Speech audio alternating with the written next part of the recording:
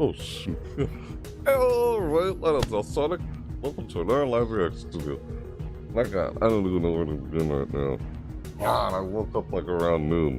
Because of me watching the previous reactions, that showcase I did yesterday. Yeah, I watched some showcases outside me doing these reaction videos because they're showing new this year, so yeah, I just felt like there's no break in between showcases. I want to react to the major one. So in this course reaction video, I'm reacting to the Future Games Show Summer Showcase, all part of the, you know, the Summer Digital Showcases of 2026. Yeah, Future Games, I've been mistaken all this time. I used to say like Summer Game Fest as a whole, like every showcase is like under the same umbrella with Summer Game Fest, but no, that's not true. Some showcases, you know, digital showcases are not all part of Summer Game Fest, you know? Like, yeah, I guess there's some minor ones. I'm focusing more on the major, you know, flagship ones, like, you know, Microsoft, Sony, Nintendo, like I always did when E3 was around and such. Yeah, that's what I'm doing this year. That's why you haven't seen me do a reaction video to, like, all these, like, not so major, I guess, showcases are backed up by community or something like that, or supported by some other companies or something like that. They're not really, you know, I don't know, I guess people are partnered with Summer Game Showcase. That's hard to explain. I guess I'll try to explain it a bit later, but yeah, I'm trying to do a reaction video to the Future Game Showcase this year. Like, I guess I'll mention one of them, like, you know, the Wholesome Games Direct, that one for example. Yeah, I still watched it. I just didn't do a reaction video. Didn't do a reaction video to it this year because, well, I guess it was happening while I was sleeping and I woke up like around noon or something. Like, what the heck? Yeah, I feel like I noticed there's 2 new showcases that are happening one after another, and there's not much of a break in between each showcase. Seriously. So, yeah, I'm still wearing what I was wearing last night. I was like, woke up around noon. Dang it, trying to like, yeah, I was watching a few other, I guess, showcases before this. Those the whole subject. But I know I didn't want to do, like I said, there's too many. I didn't feel like I wanted to just do a reaction video to every single showcase that's happening this year. So then again, I wasn't sure what else is there. What else is there that I can actually tune into? Not that I wouldn't do a reaction video to the other ones I did last year. It's just, I don't know, I feel like I want to focus on the major ones. Those feel like, I don't know, what's the word I'm looking for? I don't want to just say major or minor, but you know what I mean? They don't feel like they're part of the, God, I don't know how to put what I'm trying to say. I think I'll talk about it later, but yeah. Just starts in 7 minutes, the Future Game Show. I know we're gonna see some stuff like from there's a video game on Hellraiser, there's that Halloween video game. Yeah, video game on the movie Halloween, or the movie Hellraiser. Yeah, you know, considering Michael Myers and Pinhead, the Cenobites from Hellraiser, are not. You can't get them as DLC for Dead by Daylight anymore. Now they have their own game. That's why I'm noticing with Saw. You know, there's a, you know, in Dead by Daylight, there's a chapter called the Saw chapter. Or Jigsaw, you know, right? Billy the Puppet. Like we saw at Summer Game Fest. Oh, they have their own game now. Saw has their own game now. I guess it's not really asymmetrical. It's not what we would think. Weird. I like movie, I guess. Movies, it's not what we would think, like most asymmetrical horror games. I have to look more into it, but yeah. Where I'm seeing most of these horror movies trying to get their own games. I've heard something, like, I don't know if there's a rumor or something like that. Nightmare on Elm Street was gonna get its own video game. Anyways, the reason I'm thinking of those horror-related, like, movie, like, type games, like, was it Clowns from Space? That's one, for example. Or Evil Dead. the game, I don't know.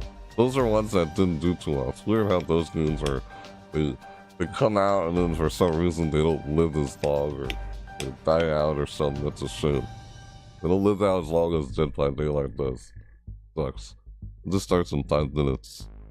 Yeah. The reason I mentioned those horror movies, because they have video games based off the horror movies themselves, right? Like Texas Chainsaw Massacre, for example. Like Gun Interactive. Gun Media, what's it called? Gun. Like who's the co-founder? I'm probably mistaken who Les is within the center. No, within the, yeah, I'm not 100% sure, kind of mixed up. But never mind with what I was just saying there. That's the company that made Texas Chainsaw Massacre. I don't know how I'm mentioning those kind of games, because, yeah, Hellraiser and Halloween, they have their own games now. They're gonna, of course, sucks that you can't get Cinnabite, you know, Pinhead or Michael Myers and Dead by Daylight anymore. That's if you were new to the game. If you weren't new to the game, you still have them in the game. Sucks when stuff like that happens. They can't renew the license, but yeah. I had a feeling something like that might happen with Jason. You know, considering the license issue with everything, but they're there because of Jason Universe. Speaking of Jason Universe, we're probably gonna show something for Jason Universe. Probably gonna show something for that. Or Jason being in Dead by Daylight. Probably gonna show something for that on the IGN Live. Yeah, there's another showcase called IGN Live. Like, how many showcases are there that are not part of the same umbrella of Summer Game Fest? Dude, I don't know. I've for this whole time, I've been mistakenly, like, I kind of looked at Summer Game Fest almost like it's like the new E3 or something. Because E3 is not around anymore.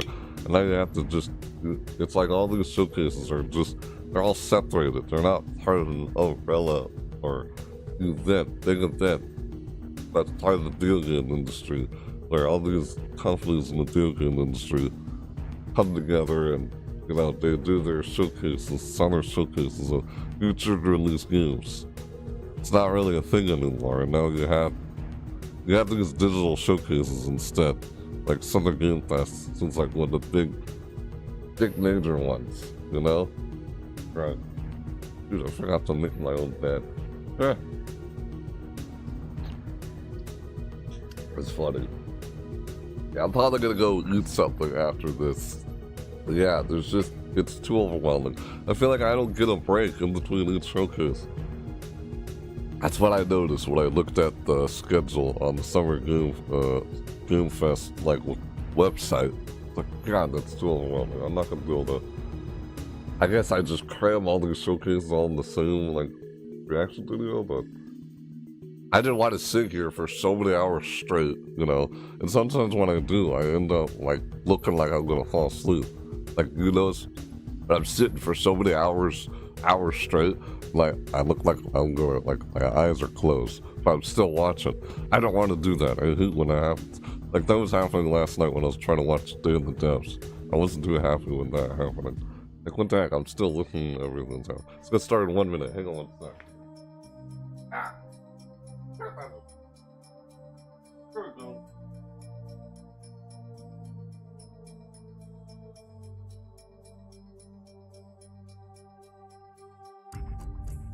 There we go. Fixed it. Ha! Yeah, I just made my own bed. I just went back there and wanted to try and make my own bed. Yeah, I did that. Alright, whatever. Anyway, yeah, let's see what they're gonna show here. A future game show this year. So, yeah, I'll talk about what I was saying earlier about the other showcases. I just wanted to focus more on the flagship major ones. I know E3 is no more anymore, it's just digital showcases. I don't know, why did I mention it? I still mention E3. That happened since 2020. And then, what, in 2022, I think? It wasn't 2021? E3, discontinued? Was E3 part of, what was it, GameSpot? Or something? There's a website, right, called GameSpot? There's IGN, for example. Yeah, they have a showcase though. Alright, here we go, it's about to start in 40 seconds. Oh, they're gonna show stuff on the Halloween, the video game. The Halloween, the game. They're gonna show a single player or whatever for it. They already revealed the multiplayer for that, but yeah. Funny how I'm mentioning horror movie related video games at the beginning of this. Like, what are we gonna see? You know, they already showed the Saw game at Summer Game Fest. But yeah, I just want to focus on the flagship major showcases this year. Instead of overwhelming myself with so many reaction videos. So yeah, there's too many and there's not much break in between. But here we go, it's about to start. 3, 2, 1, 0. Here we go. Alright. This is it. It's starting. It started! Troy Baker. Yeah, Troy Baker is one of the hosts in this. The co-hosts for this year. Did they have Troy Baker last year? Troy Baker. I know I've heard that guy's name before. I have trouble knowing people by names. Hello, you gorgeous, gorgeous people, and welcome to the Future Game Show Summer Showcase. I'm Troy Baker, man of a million video games, or roughly thereabout. But most recently, I got to play Higgs Monahan and Death Stranding 2, Jack Pepper and Mouse P.I. for Hire, and of course, Indiana Jones. Are you going to do the theme tune throughout? Yep. Great. I'm Alex Regan, and you probably know me better as the female Inquisitor in Dragon Age Inquisition, Alt Cunningham in Cyberpunk, and Leia in Liza P. Overture. And? Of course. And I'm also Lara Croft in the new Tomb Raider games. Yes, she is. She is back, people, and that I can tell. Yeah, I hear it. Well, more on that later in the show, but that does make us two archaeologists on one stage. BAFTA nominated. I recognize her voice. BAFTA nominated. You've never won, though, have you? Have you? No. Alex, I haven't. Thank you for bringing that up. Let's talk about what we're going to do the next 90 minutes. We're going to be showing you trailers. Lots and lots of exclusive trailers. And with the help of their hardworking developers, we're going to be diving deep into some of the most exciting upcoming games. As well as our usual ones to watch, we've also got an extended gameplay reveal for the sci-fi RPG Exodus, which you will not want to miss. And if you want to keep track of all these little buried treasures Alex and I are going to be talking about today, then you should head on over to the dedicated Future Game Show Steam page, where you can find and wishlist every game in today's show. And you can also visit gamesradar.com after we wrap up for tons of follow-up coverage on the eye-catching games that are coming at you very, very soon. Oh, you did the dual pistols thing. It's like automatic now. I get it. Speaking of, I think the stage is itching for a little bit of a lighting change. What the hell? Oh, there it is. As you can see behind me, this means it's time for our very first. Take it away, Alex. World premiere. World premiere. Well, they say that on Xbox Game Show. World premiere. What the shit? Yeah, shit. So, funny story. There was this guy. A guy, okay. In the middle of the apocalypse. Whoa! Oh shit! You know, just not pretty. Here you go, said it again. Baby. Flamethrower of zombies. Ready here, ready there. Yep. Fred. He was doing great. All he wanted to do was just find one living, breathing human being, for crying out loud. Down here, goddammit! I'm tired of seeing zombies. What is this game? Hey there, you wanna come? No vaccine. Find some friends. Yeah, buddy! It's a dog. This guy showed up. Man's best friend, right? No, hello. What? Screen. Okay, action. Ah, that's what they did there. That's funny. What the heck? Matthew! Hurry, through a zombie. Yeah, we're good. He says after the zombies. Hey, we're good? You know this, we're buddy? good. The guy in the story? That's me. I remember this game. Arizona, Sunshine. Leia's funny. Arizona Sunshine is a flat-screen remake of the beloved VR game of the same name, built from the ground up by I its played the developers. It's VR coming game. soon to I PC did. and consoles. And now it When is I had the time for a VR closer headset look at War a while Dogs from back. Team 17. It's a I remember 100-player that game. tactical That's shooter fun. with a keen focus on teamwork, fortification, and They remade it, so it's not VR again. What the hell, man? Not here. Jesus, toy breaker. The heck, man. Alright. Here we go. What's this? Wait, you just said what was it? Overlook what's that? Micro bug control tool. I remember that game, that sounded good. But now that trailer's over, what is this one? Arizona Sunshine. Yeah, I never played that back then. It's silly. Alright, I'm going. I'll scope. You just scope it and shoot. Is that what we see in every shooter game? I always see scope down and shoot it. Got one. Not a battle royale. Oh, not a battle royale. Really now? Oh, really? Really now? Oh, a defibrillator. Not a what? I didn't see that.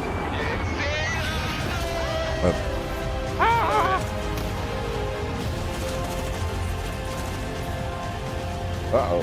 Sniper on top of tower. Dead. Oh. Ah. Oh, I was up there. Oh shit. Oh my god. War Dogs.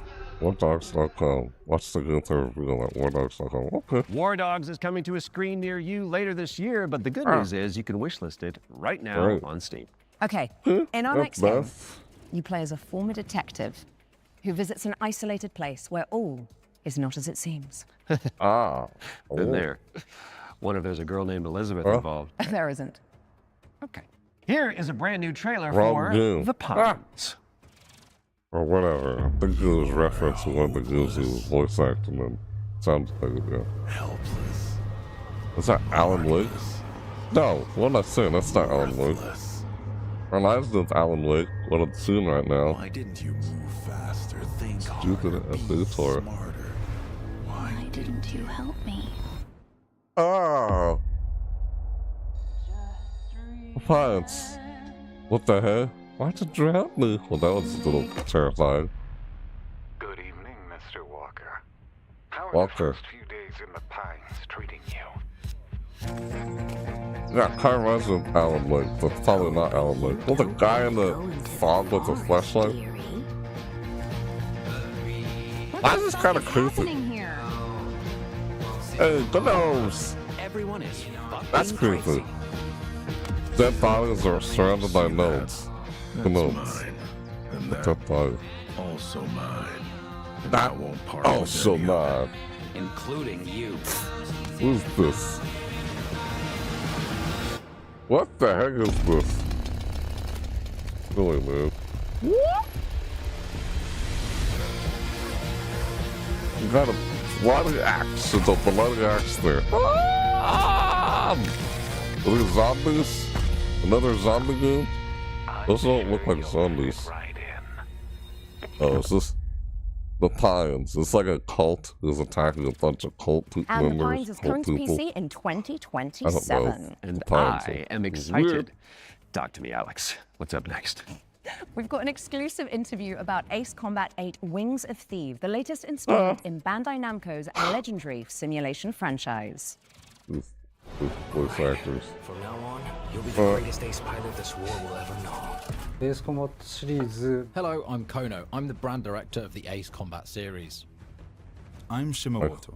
I'm the producer of Ace Combat 8 Wings of Thieves, the game that allows you to fulfill your longing for the skies. The game starts when the Federation of Central Usia has been invaded by Sotua, and the capital city has been lost to their forces. The protagonist wakes up on the emergency boat on the sea, and is saved by the battleship Endurance.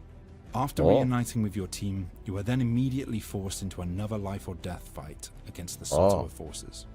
This is the story of saving the country that you come from, which is the victim of great destruction. Dogfight, you know, like jets flying through the air and dogfight. I said that right. Ah! Pilot The jet. protagonist and this legendary pilot fight side by side, providing Pilot. great hope for the country. But in Uh-huh. fact, that legend is fake. He's a fake presence that's been propped up to Oh. really motivate the country. In the next phase in the story, the protagonist and this legendary pilot go into battle together, resulting in the Wing of Thieves getting shot down. After his Oh, death, no. this role gets passed down to the protagonist. So Winter So the Thieves? central theme is I thought living up to this mispronounced duty that. that is cast upon you to I take misheard on it. that responsibility. っていう風に Ace Combat 8 Wings of Thief features a new type of enemy for the series, the land battleship. The idea Okay. came from our art director and mecha designer, Kano. He said it's exactly like Godzilla landing on the city and causing huge destruction. When that idea was Godzilla? presented to them, they actually said, "Oh no, this is not good." But after they started working on it, it all made sense. And then it Okay. created that great visual. We've All also makes changed the way sense. targets take damage in this iteration. Prior to Ace Combat 8 Wings of Thief, the damage you dealt needed to be Wings of hit Thief. directly onto the target, otherwise it wouldn't have counted. So this chain destruction accumulates this damage, and any small accumulations would actually result in a bigger destruction later on. And you'll see this as you play, so it's very exciting. Ace Combat 8 Wings of Thief will be released on PlayStation 5, Xbox Series X and S, and Steam on the 2nd of October 2026. 2nd of October 2026. Go take I keep seeing someone with pink hair. There's a person with pink hair in there. Ace Combat 8 Wings of Thieves. Okay. Because I can't hear him say the title. I was like, what's the title again? You said something like Godzilla. What? Ace It's like Combat 8 Godzilla, Wings of but no. Thieves is coming to PC and consoles I was later like, this that's year. not And good. we are heading backstage now. Oh, good. I could use for a cup of No, coffee. Troy, back. The backstage. It's the new DLC for Little Nightmares 3. Oh, Oh. right. I Little imagine it's got, Nightmares what, 3. horrors? Yeah. Smiling producers with their clipboards, sweaty cheese plate, craft services. Or an evil the puppeteer fuck? and an army of shadow monsters would make a bit more sense. Oh, Oh, yeah, that's better. Let's see God. that. Okay. I'm gonna finish Little Nightmares. I'm not done with that game. I'm actually stuck in it right now.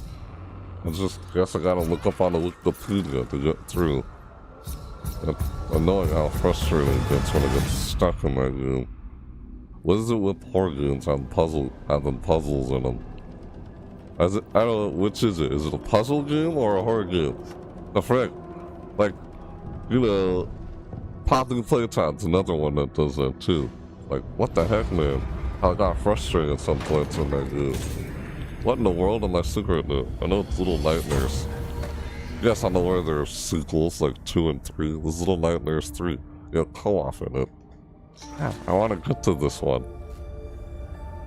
Yeah, stuck with Little Nightmares 1. As you notice, my playthrough, you playing it. I like the soundtrack. It's Little Nightmares. The music. Oh no. Yeah, I like how there's co-op in it. The only question is, who's gonna play with me when I try and play this? Or play through and such. I might just go do it by myself. I don't know. I could do it with someone. And this time to co-op. Uh-oh. Look out! Oh! Just screamed. They're wearing buckets over their heads. Silly. Like pots. You're wearing pots over your head. Oh no! You can actually see their faces now.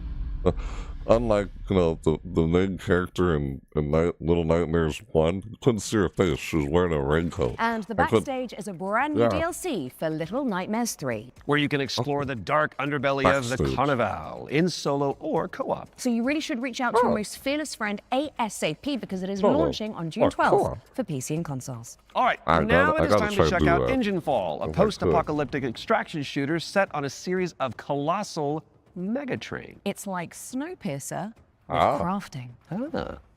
What? Say Snowfister? What? I don't know. I can't remember what you just said just now. That was weird. No. Oh god. Humanity is last survivors. Ow. I'm thinking like a Walking Dead popped in my head. When you said humanity's last survivors, I thought of The Walking Dead. Like a zombie apocalypse. Right. I don't know if this is even has zombies in it or whatever. Yeah, lots of tunes and zombies in it. Somewhat kind of reminds me of Dying Light a little bit, what I'm seeing here. No, they're not zombies. Are they? Nope. Ouch. Because I still see people, you're shooting at normal people.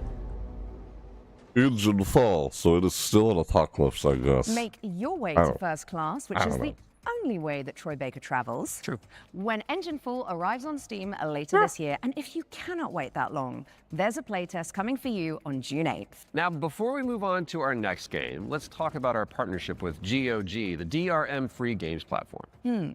We've joined forces so that FGS GOG. viewers can get 15% off the entire GOG catalog with our discount code FGS15. You do have to be a new user, and the offer is only account, valid for the next 7 days. So, get I to don't really browsing go on and fill your GOG a boots with whole some lot. good old games. And don't forget the not so old games that are on there either. Okay, let's check in on the upcoming remake of Gothic, a genre-defining RPG from the early 2000s. Now, if you like medieval adventures like Kingdom Come This Deliverance again? or The Witcher, this next one is definitely for you. I've been seeing the trailer for this 2 times already. A few times as a freaking ad. Even when I was trying to react to Summer Game Fest, it literally shows up as an ad of the trailer when this I already just saw a while ago. Finally here. Yeah, here they go again. How many times am I gonna see this freaking trailer? I've seen this trailer so many times already. It's been difficult, confused, and desperate for hope in a place where there is none. I said the voice actor here reminds me of the Magneto's voice actor. Like, is that Magneto? No, it's not. All these years, just kind of sounds like a little bit. Mocked you for your faith. I know, I'm probably But mistaken. do you know what I see? No. I see strength. I see men who live for a higher purpose. We've seen this so many times already. Men This freaking who, trailer. like me, have seen the glorious age the sleeper will usher into this world. Once he awakens, tonight, Well, we shall show everyone how wrong they no, were. it's not. It's not. Awaken! I don't know why I thought, no, it's not. Why did I even think it was Magneto? I don't know why I thought of Magneto's voice actor in the Gothic X-Men 1 Remake TV is show. out now on PC and console, so It's go check not. it out after the show. Okay, course now it's for something not. a little Just different. remind me You of have it. definitely heard of Sky, Children of Light, little the bit. cozy MMO from the makers of Journey. Well, we are pleased to reveal today that they're creating a brand new game experience based on the life You're a and fan. legacy of the legendary painter Vincent van Gogh, which Vincent van Gogh. Let's take a look at this Van Van Gogh MMO, shall we? It's an MMO, Vincent van Gogh, yeah. I know they're taking an art history class here about Vincent van Gogh. His paintings. His paintings. Like the... Ah! There's a painting with a guy going, oh! Oh, wait, was that done by Vincent van Gogh? God, man, this... Yeah, I can tell by this, what I'm looking at right now. It looks like a painting. Wow, I forgot the new different types of paintings. Is there some like oil or something? Different. Yeah, I can't remember. It's been a while. When did I even take an art history class? That was like a long time ago. That's what came to my mind when I thought since of this stuff. There he is. There you go. Vincent Van Gogh. Is it? I thought it was Vincent Van Gogh. Ow. I know, I'm trying to remember people by name. Right. Yeah, the painter. Kind of rough what went on in that guy's life. Like, what the heck, man? Did he just do that just to... Yeah. Yeah, I can tell. That looks like his paintings. What they did there. Nice. Oh. Dear Vincent Van Gogh. Why do you say Goth? It's Van Gogh. Sky Children of the Light's Vincent van Gogh experience launches on the 17th of July and includes an in-game You said gallery Van featuring Gogh? some of the How is artist's Van most Gogh? beloved paintings. I learned something today. Sorry. Okay, Never it's mind. time to take a peek at Halloween the game. We've got a first look at the single-player campaign Here where we you go. play as Michael Myers himself. Are you? Oh yeah, baby. Here it is. Is that Halloween the game, the single player. Here we are. Now we're gonna see it. There's This is so it. much evil inside him. Okay, back inside, everyone. Let's go, Spike. Fueled by his rage, I shudder to inside, think back what he inside. might be capable of. Since when do they let them wander around? That was Michael Myers.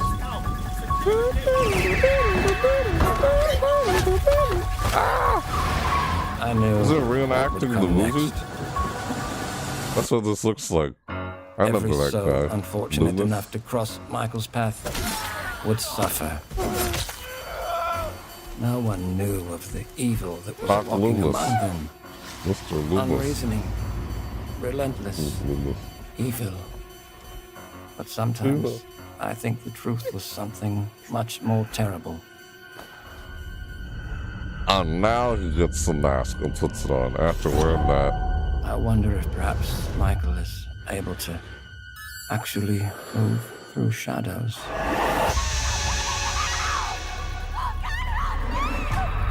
Talking about the part where it looks like he's teleporting. Play through That's Michael what we Myers' just said. origin story when Halloween the game lands on PC and consoles this September 8th.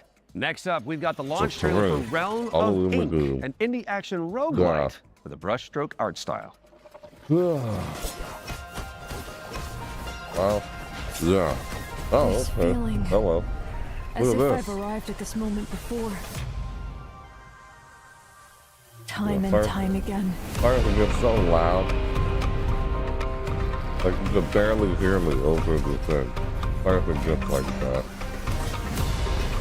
I'm trying to turn down on such a little. To make it I'll so be you the can one to choose hear my me at destiny. least. Thank you very much. Yeah. Huh. My blade needs sharpening. Your skull should do the Like trick. a dungeon crawler. What? Quite a curious little thing. Either clear the path or I'll clear right through you. No, what am I saying? This is a roguelike game. No! Buffering. Master of the Realm. Realm of Ink. We just said what it was. Realm of Ink. It looked like a roguelike kind of game. Like Hades. Remember Hades? Was a game called Hades? I just forget what that game was called. Stop with the Realm buffering. of Ink is out now. Go away! No! What the heck? Oh, come on! Why do they skip like that? No! Are you kidding me? Well, that sucks. They didn't even finish what they were saying there. And they just skipped straight to this. What the heck, man? That was weird. I hate when that happens. That's on their end. That's rough. I don't know. What is this? Hmm? I won't leave without Lyra. I need to find her. Okay.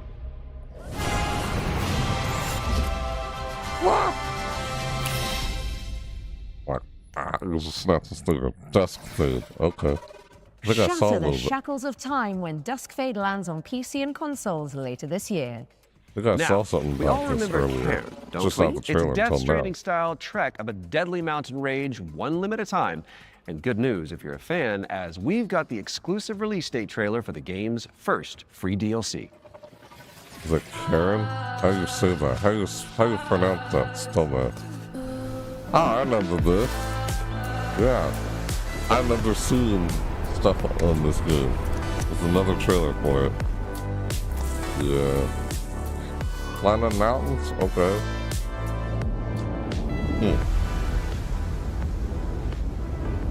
What the?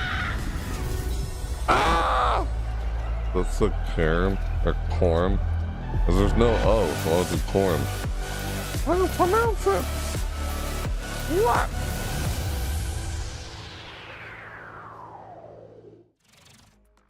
On the Trail is a free DLC expansion for Ken, Uh-huh. and it's coming soon to PC and PS5. All right, folks, our next game is like It Takes Two, but on wheels. You play as a pair of dinky RC cars, solving puzzles and unraveling mysteries in a rather strange laboratory. Here is the latest trailer for Wheelmates. Strange laboratory. What? Folks, the rhythm isn't just synchronization. Oh my god. Oh, pull up the It's picture, the dude. weaving of two minds into one. Oh, is this like Remember, a... two pieces of one puzzle. Go! It's a co-op game? Really? It's another one of these kinds of games. Like, It Takes Two. Yeah, there's a game called It Takes Two or whatever. That's what this is like. It's a co-op game, just like that. How many of these types of games are gonna do that co-op like that? With split screen. Little RC cars. Wait, where am I? Wheelmates. Oh, Wheelmates. Wheelmates! Wheelmates is launching later this year, so you can check it out with a friend in tow. And now for something completely different. We've got a cinematic trailer for the anime shooter Wheelmates. WTF, which stands for Waifu Tactical Force. Oh, don't you just love acronyms? Oh my god. WTF, Waifu, or Waifu Tactical Force. What the heck, man? That's weird. What the heck? Oh my god. Stay still. I hate messy data. Seems like I get no days off. That's silly. Oh my god. What? What's she say? Nah. Okay. Great. Shoot him. Yeah. I get it. They're shooting. It's an anime shooter. Great. What the frick?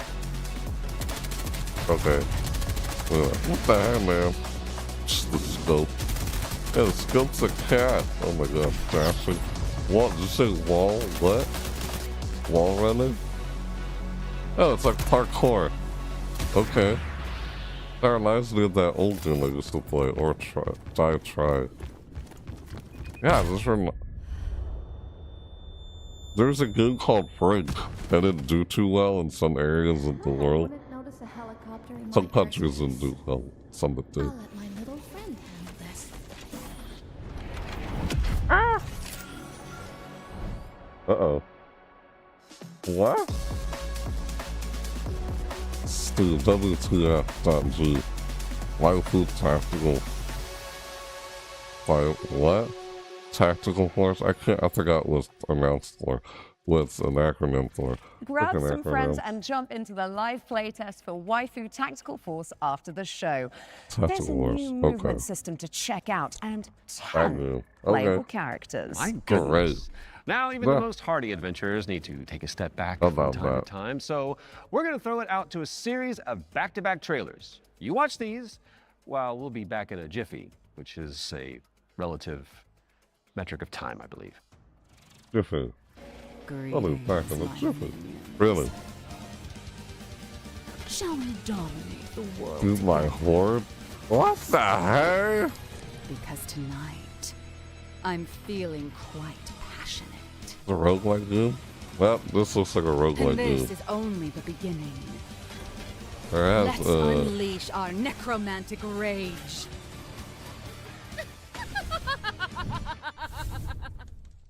Rage unleashed through my orb. That's weird. Oh my god. There's an echo. Ah. So.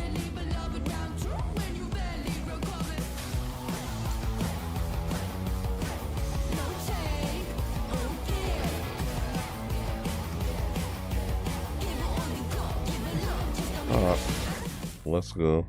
Look at the echo. Ah, okay. I sense a sinking Platformer. Something like that. Hack and slash. Uh-oh. Ah. Ow. The hell, man? Keep your chin up. Yeah, keep your chin up. I see you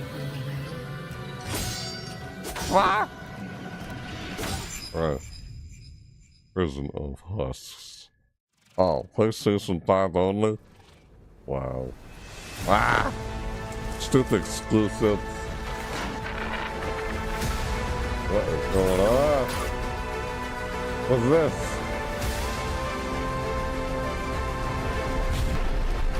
Survive the end of the world. What the heck when it comes loose to Forever Skies? Forever Skies, the final echoes update and Xbox Series XS. Excuse me. Okay. What's going on here? It's like we're in the future or something. Oh, mind yourself, Troy. Don't wipe out. Right, got it. Because this seriously set is inspired by the anti-gravity racers. I got it. Well, while we solve Hey, this don't little fall.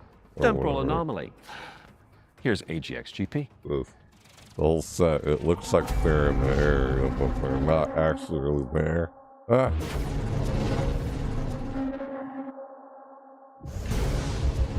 A racing game? Ow. There. Ah, the loop. The loop-de-loop. Go to loop. Ah, look at that. Ah, push the limits. Wow. Faster vehicle. What? Use boost. Slam. Dash. Slam. Butt. Jump.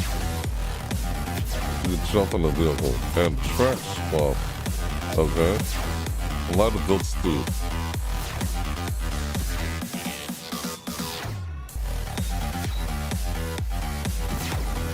So what? I was sneezing there, sorry. I wanted to move it back up. Hey! Cool.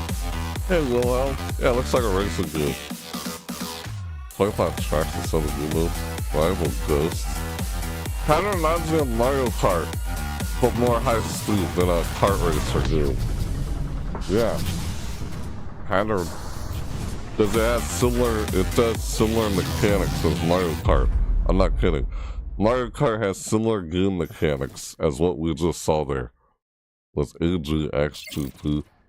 AGXGP is coming soon to PC, so add it to your wish list and make sure you check out the demo. Faster than a kart racer. That's what that looks like. Question for you. Similar Mr. Troy game Baker. mechanics, so we'll assume Have you there. ever wanted to be a sentient guitar? Actually a dream of mine. It's very Looked strange like you it. bring that up. Well, I've got good news for you, and I've got some bad news as well. So the Oh, good you like news it? is that Yeah. the next game that It we're going to looks announce lets pretty you fulfill fun. that fantasy. I'm listening. But you're stuck fret. inside a haunted music school, There it is. and all the teachers are trying to kill you. Classic. Oh. Classic. Welcome, Troy welcome. Baker. We are What absolutely the heck, man? thrilled to have you here at Harmonic Heights. This is weird. This is like kindergarten, like No matter what Gardner. happens, What's it called? I want you Dude, to know I always loved you. remember. What is going on? Oh shoot. Hello? What? Harmonic Heights, right? What's up with those hands? The cartoon like hands. Things always look strange here. Oh, Fred! I was wondering when you'd finally find time to pay me a visit. The only way for a student to leave Harmonic Heights is the winter recycle. It sounds like Mark Scattered Hamill. around the school are talent canisters, Like his each young. containing the very essence of brilliance Kinda. and potential. What are Yeah, these this- things? I don't know, Fred. Nobody does. Jesus. You've given Yeah, me but- no choice. You made me do this. You know, this is Joker. Voice actor for Joker. That sounds like voice actor for Joker. You're here. In the Batman animated series, but probably a different voice actor. That's what it kind of sounded like. Don't fret. Doesn't matter what you wanna be, and even though you're gonna die, don't fret. Don't fret. Don't C fret. sharp Like, what the or frick, B man? flat. That was weird. That's a drum joke in Don't Fret. Mark your calendars for that one. And now it's time for another one of our world premiere. I don't know why. And this one is a side-scrolling platformer starring a very beloved Belgian comic book character. Let's check it out. Oh. Comic book character. Give me a Five Nights at Freddy's and Bioshock vibes. Oh, what we just saw there gives you that? It gives you that kind of vibe. What in the world? It's a comic book character. It's a cartoon character. It looks like ukulele. Leia's brave girls with unique abilities. What the heck? Like Crash Bandicoot a little bit. You know? I don't know. That type of platform are good. Yeah. That's cool. Yeah, it does kind of remind me of Crash Bandicoot. A little tiny bit. Only those are not bandicoots. Are those like tigers?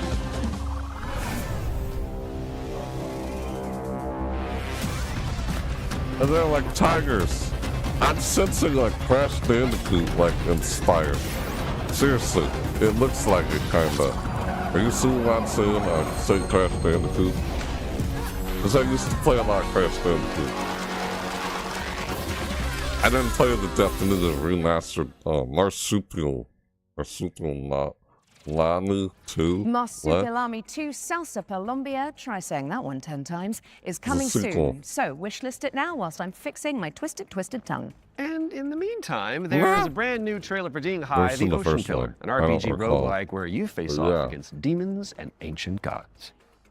Demons and ancient gods. 豪爵，你这破炉子，这回又整出啥鬼东西啊？ Okay. 此帖将立三主。老道赐名。定海神针帖。叶复羽治水已10年，却突然音讯全无。天穹之水忽又倾泻而下，究竟发生何事？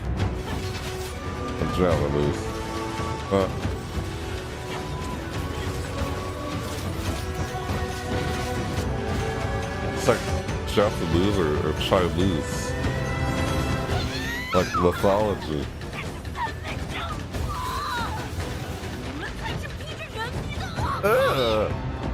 What the heck, man? Okay. What the heck? What?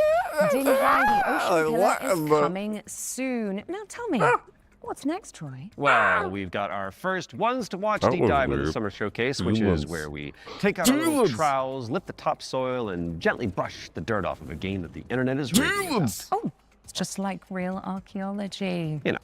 But with less paperwork. True. And what better place to start than the golden age of piracy with the helps from our very talented friends at Ubisoft. Let's dive into the world of Assassin's Creed Black Flag Resynced. Edward Kimley.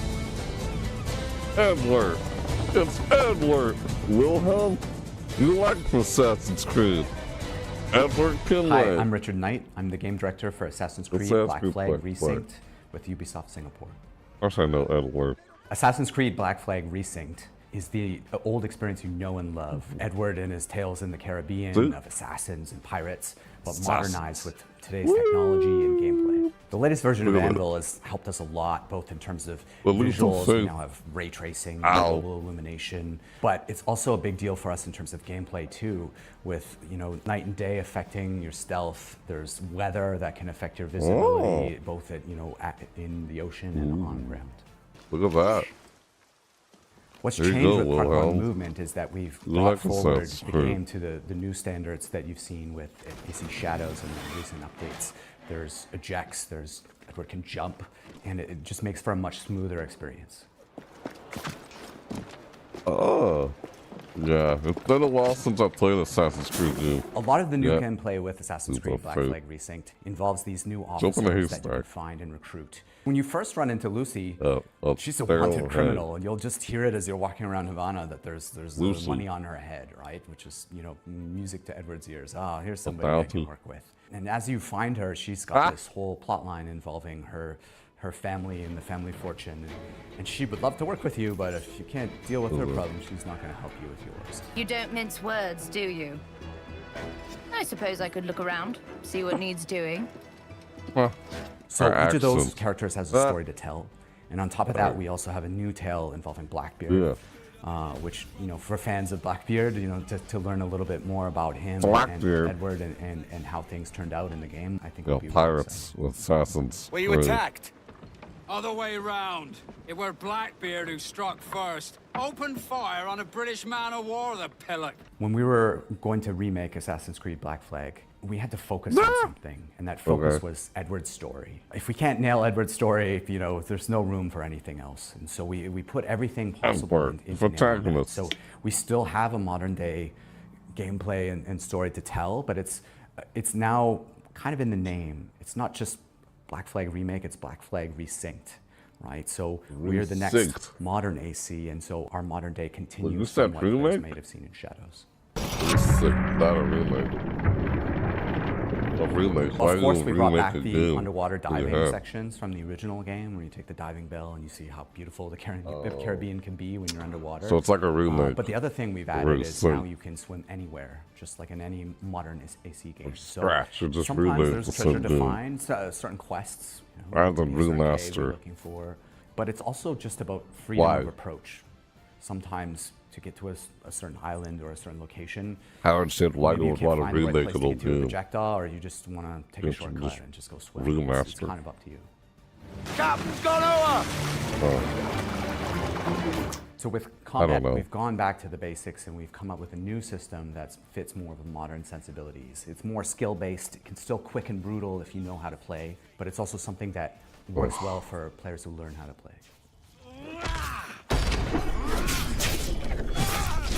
The core with us with naval gameplay was to keep that spirit that it had from the original. You know, if it ain't broke, don't fix it. But we added a little bit more now with officer abilities that add cool things like the ability to brace perfectly and take out a lot of damage. And also the new alternate weapons, which allow you while you're aiming to switch between weapon modes with different ranges and damage, so that you can kind of adjust to the fight rather than have to fight everyone the same way. Assassin's Creed Black Flag Resynced is coming out on July 9th for PlayStation, Xbox, and PC. Thanks for watching. And enjoy the show. Call it Resynced instead of remake. That's like a pun on the whole. Yeah, there it is. Yeah, it's Assassin's Creed Black Flag Resynced is coming to PC, PlayStation, and Xbox on July 9th later this year. We were doing so well. That was at least tasteful. If you say so. Speaking of taste, if your appetite for the 7 Seas is still yet to be salted, I'll stop. You can find out even more about that one by checking out the hands-on preview over on GamesRadar.com. Now, we've got a very special treat for the blasphemous fans among us. Let's take a look. Oh, great. More Among Us. Wait, you just said Among Us. What? Oh, never mind. It's not talking about Among Us. It's just said Among Us. I don't know. Hey. It's like Castlevania?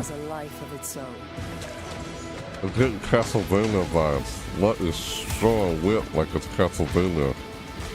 What the heck, man? He's just dealing with his own head? I don't know what is going on. Like Castlevania, like game. What do you call it? Metroidvania? I can call it Metroidvania, so it's just a Metroidvania side-scroller, whatever. Let the curtain fall. Please turn Metroidvania. Last of Us 2, okay. The sequel to that game, that's kind of Castlevania. That's right, Blasphemous 2, The Third Sin, is a free content update that adds an entire area to the game. And it's out now, so you can play it. And let's be honest, with all the new enemies, probably die a lot. Right after the show. Best of luck. Okay, Defender of the Crown, The Legend Returns, was revealed during our spring showcase earlier this year. But we've got a first look at gameplay coming at you right now. Decide a kingdom's fate. when Defender of the Crown returns, featuring the original strategic adventure and new ways to play. Retro Mode presents the complete 1986 edition of the game, preserved in all its glory. Classic Mode adds modern refinements, renewed clarity and polish. Ah, okay. What is this? And introducing Kingdom Mode, a brand new roguelike of dice, decks, and destiny. What? Forge your battle-ready deck and cast your fate into the fray.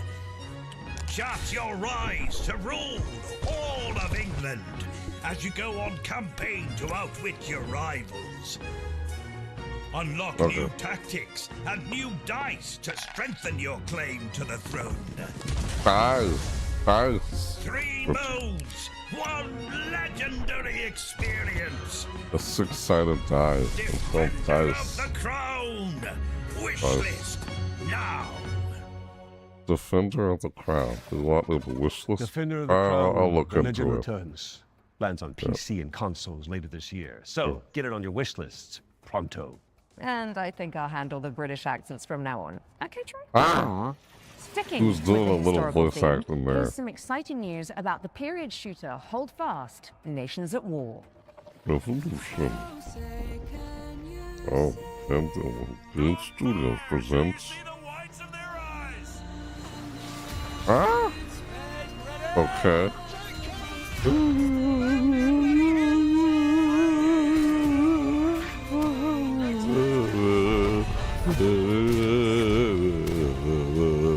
What the?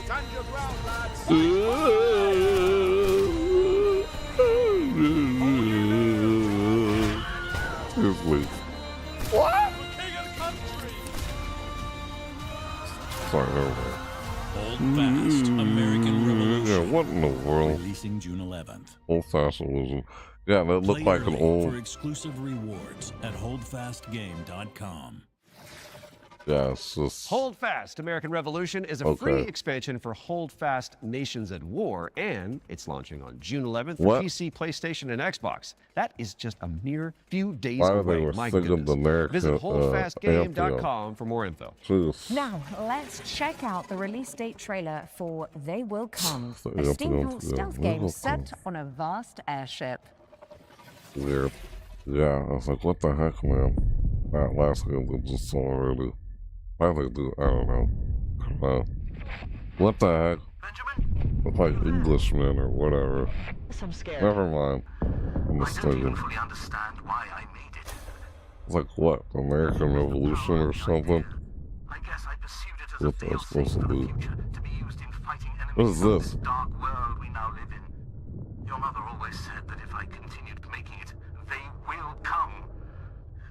Forgive me, my son. I have doomed us all. Give up. Uh-oh. Your family is captured. Is that Cerberus? Three-headed dog. Who guards the gates of the underworld? Did you hear that, boy? Give up, or people will start to die. No. Oh. That's steampunk? Has been successful. Giant robots. Steam-powered. Oh god. It's like must be Cthulhu's uncle. Well, I would have been like losing our sanity if I started in those things. So they will come to Pop Studio. They Will Come heads to Steam in July, but you can wishlist it right now. What have you got for us next, Alex? Well, it's that time again, Troy. We have They will another come. world premiere for Okay. a cosmic city builder where you craft No! living habitats to rescue long extinct animals. Excuse me. No. What? Welcome to Bioden, a cozy I management do game that. where you will build a self-sustaining network of structures, all It's a working in cozy- harmony to bring extinct animals back to life. You say cozy game? It's a You've cozy been game. sent on this planet by your guild with Oh. one purpose, Your to restore guild. it. You gotta restore it. Your Build a arrival on this thriving wounded sanctuary. planet will be one of discovery, and exploration. Resources are scattered across the land. Search for them, as each one is essential. Okay. As your colony takes shape, your buildings will need power and sometimes water. Connect them together, weave a network across the land. But plan with care. Every structure you place carries a cost, nudging pollution upward, pulling against the very mission you're here to fulfill. Restore The life. planet Cool. won't heal Fox. through structures Or alone. what that is. Bring I forgot. species together, help kind them of animal settle, that is. and let the cycle of life begin again. Foxes don't have ears that big. You'll welcome back dozens of extraordinary species, Like each alien one with its creatures? own needs. Gather DNA samples, place your cocoons, and carefully tend to the conditions each creature requires. But remember, even within the dome, each decision, even small, has an impact on your planet. This world is waiting to be cleaned, restored, and brought back to life. It's like a Sims game. Your planet is Like waiting Sin for City? your arrival. You know what I mean? Like Sim Wishlist City the or game something. and play the demo now on Steam. I don't do Never mind the Sim City or something. Hi, Bring nature it's back to life in Renaissance. BioEden, which is watching coming soon to PC. Now, those of you in the Lovecraftian loop will know that the Sinking City 2 is just over the horizon, looking all brooding and mysterious, just like my co-host Troy. Really? Absolutely not, darling. Well, here's the release date trailer where you'll find out when you can finally dive into the flooded survival horror adventure. Sinking City. Why is that getting Cthulhu vibes? It's an octopus, like eldritch, like otherworldly eldritch horror or something. I see like you know, octopuses. What's with octopuses and eldritch horror? Why? Weird. Yeah, Cthulhu. It has to do with Cthulhu. Gotcha, it's eldritch horror. Like Lovecraftian eldritch horror.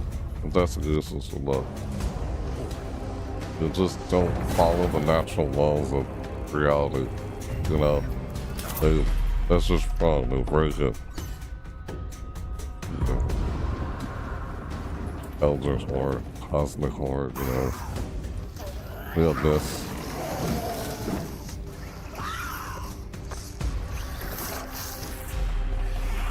Not bound by space and time. Whatever. Weird.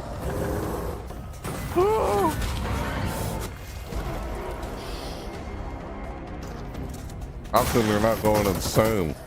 Look at the image. Oh, God. You're at a wedding, you're watching this. Let's see the Renaissance. Sinking City 2. Okay. There's a demo available. The Sinking City 2 is just a few short weeks away, and there's a demo available to play right now on Steam. I can play the So first go one. check it out. Just No. don't listen to the call of the void whilst you're in there. Pro tip. Time to lock Call in, of the folks, Void. as we get a world premiere up next. Now, this one is an That's attempt to Eldritch. revive that golden era of early skateboard games. You know, when Tony Hawk was at the peak of his powers. And who better to tell you about it than Stair Meyer, one of the world's most talented modern skaters and an Olympic hopeful to boot. What?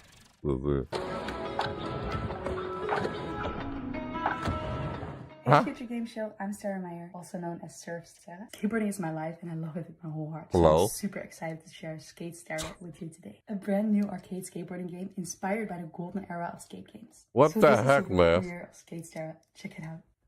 What is this? Okay. Great. Yeah. What the hell, man? Jesus. Women skateboarding. Okay. What? First Tony Stark, now good. Excuse me, my bad. Did I say Tony Stark? Oops. That's a comic book character. Wrong name. My bad. That's not what I meant to say. God damn it. Excuse me. I forgot the guy's name already. The guy who's known for skateboarding. Skates. Who's the guy's the Wish list Tony at Hawk? the ready because Is that it? Skatestar Was is it Tony coming to Hawk? I PC forgot and his name. consoles later this year. Now, What how's was the about an guy's name? exclusive trailer Who's for the a new scoop runner? expansion coming up for one of my personal favorites? Is it Tony Hawk? It's time for another run. I can't remember. Vampire Survivors. Wow. He actually, Troy Baker said the guy's name earlier. I can't remember what it was about. Apparently. What the heck? Why is saying comic book characters accidentally made Vampire Survivors, and I'm running Bonko. I made this expansion of Vampire Survivors called Emerald Diorama that was very expensive to make. This guy wearing a mask. Players for free, and so I started for a way to do some spin-offs. Maybe I tried to get in touch with other teams, indie developers, to see if they were interested into working on some of these spin-offs. One of these we released just a little while ago as Vampire Crawlers. It's a game based on specifically being able to play at your own pace, play your cards effectively as slowly or as fast as you can.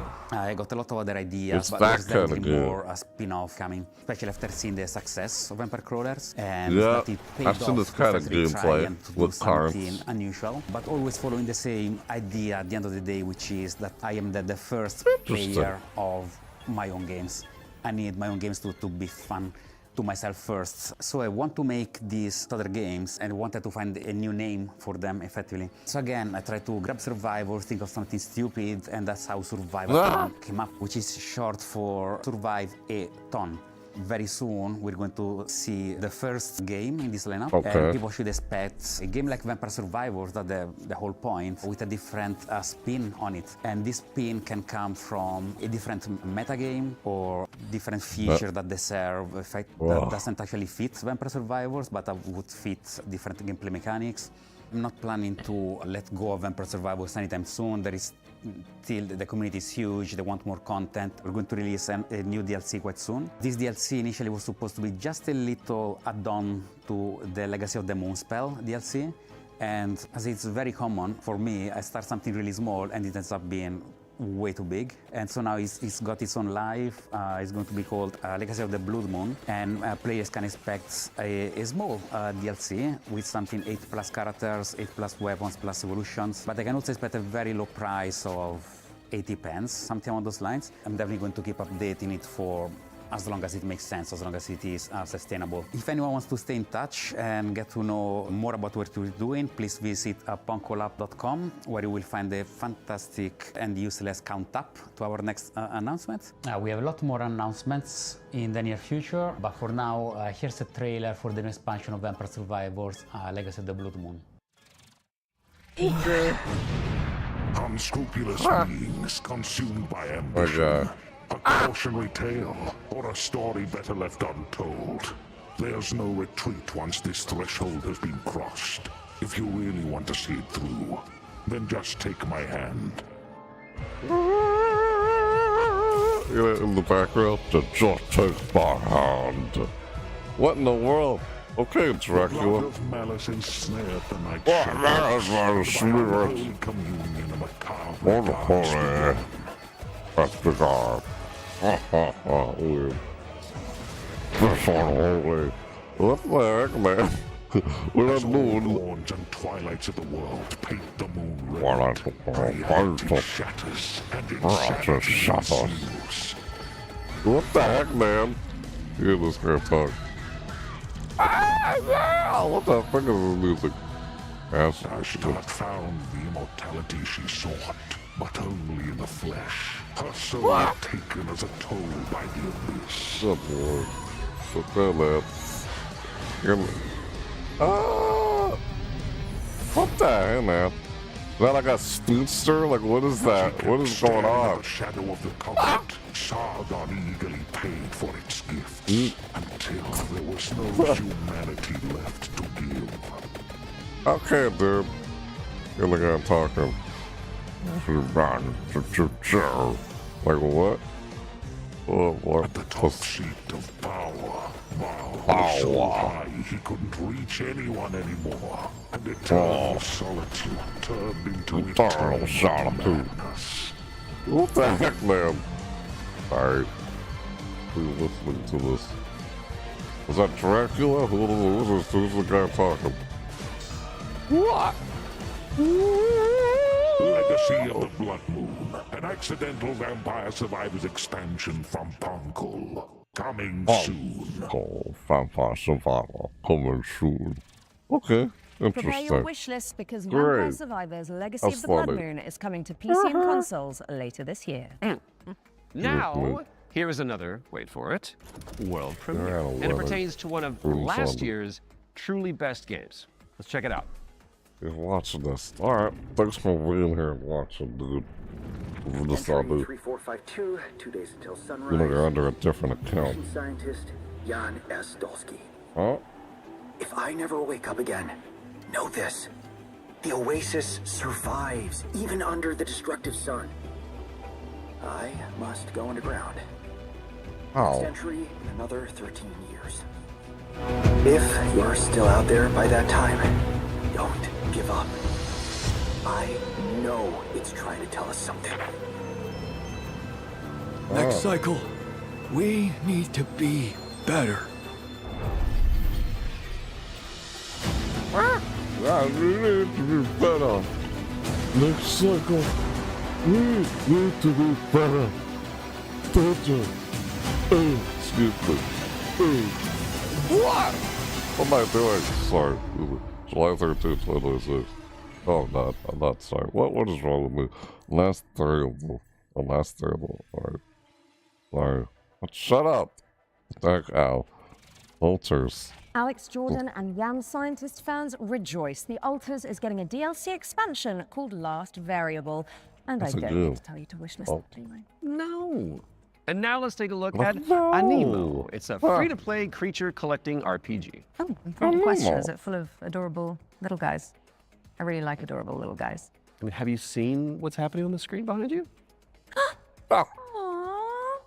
Let's play the trailer. What the heck, man? Really? Okay. Oh, great. Ah! Ah!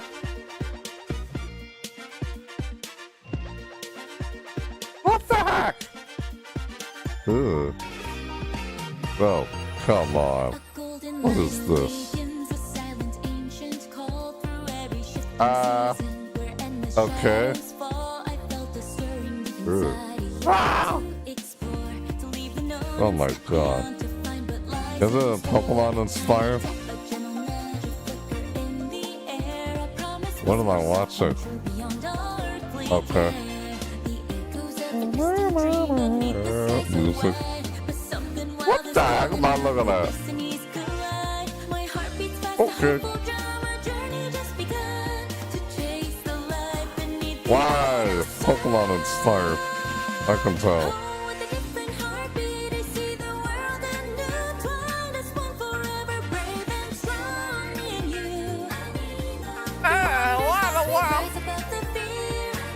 Excuse me.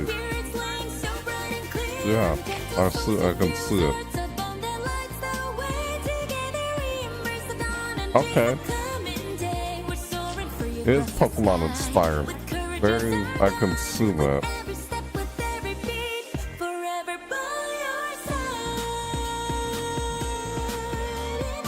Yep. What's that look like YouTube? I can tell I'm inspired by some Pokemon out there. It resembles or look like a familiar Pokemon, but it's not a Pokemon.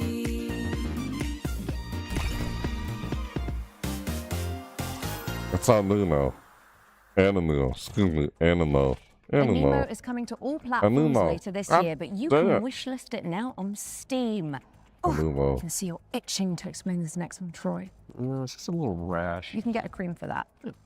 So this is Cordora. It is the Weird. four-player psychological horror game that opened the Pokemon Spring inspired. Showcase back What's in this March. Pokemon inspired Cool thing games is, coming out? it's got enemies that mimic your friends Pokemon just to company freak you doesn't out. want really And the competition, developers are back with apparently. a closer look at games. Why there's too right. much How did you know that? lawsuit issue with Maybe you're not stuff Alex about after that. all. You like Tell me Anemo? something that only Alex would know. Anemo. Anemo. I can't pronounce it right. You can't It prove looks that. cool to you? Oh, Okay, that's bad. she's real. Roll the trailer. Now. Cardura. Real. What? Lost in there. What Troy Baker was saying there. For men with nerve. What the heck? They may be your crew. But inside the maze, don't trust anything they say. Oh, careful. Where are you? Weird. What am I doing weird? Wait, there are roses. Mike, I found the radio. Cool. I'm here with Harry. What? Harry? Dead. Right? The night will twist your words All right. Keep straight. You'll find Mike. and take your body. Where are you? Mike, is it you? There are roses. Are you all right? Joe? I'm here with Harry. Oh, crap. To hunt you down. Hello? What the heck? Joe? For you Keep saying see, there are roses. They're freaking roses. won't let you go. They're freaking roses. Poor Jura. Who cares about the freaking roses? What is wrong here? Poor Jura. That was weird. Cordura is coming soon to PC and PlayStation. Cordura. And what do you know? Here's our next game. It's called Chronoscript: The Endless End. It's an action-adventure game where you play as an editor trapped inside a never-ending, self-writing manuscript. Kind of like what developers feel like working with me. It's Pokemon style. I know the Pokemon company was having all these, lawsuit, whatever, with the other companies. Like, they don't want competition or something. Trying to patent stuff and saying, like, whatever. It's weird. What's been going on? I don't know what to believe on, what's true or not true about it, but what people are saying and all that stuff. I was like Nintendo. Pokemon companies for Nintendo, but yeah.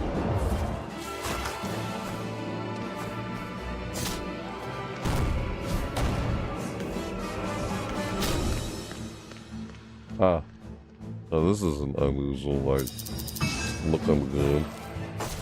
What the heck? Editor, I must return to my scripts. I The do site's hope you going enjoy good. what lies Why they call it beyond the Metro end of Boo-Boo? this endless That's the term story. they use. Interesting. Chronoscript. Okay. Chronoscript: The Endless End is coming to PC and PS5 in fall of 26. So write it down now on your wish list. All right. It's a time now, script. we've got a world Time premiere script. coming Chrono, at you. like for time. This one is a psychological Chrono. horror game Oh. where you rebuild the memory of a lost child. World premiere. What? Part good. Door's locked. Oh, gotta bust it open. Okay. Well, locked doors and hard goods. Yeah, open it. Told you I was gonna fix it. And that music. Hooray. Oh. Told you I fixed it. Goodbye. Uh-oh. Are you there? Why they always ask, are you there? We see a ghost.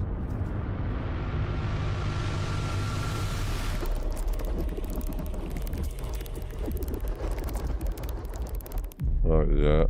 What impermanent minutes?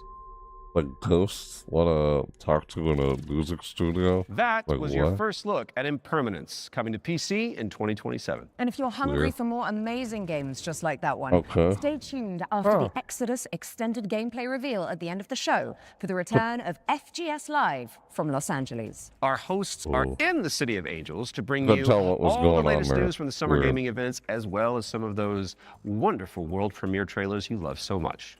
In fact, here's a little teaser of what you can look forward to. Okay. So, that's live from Los Angeles. Yeah.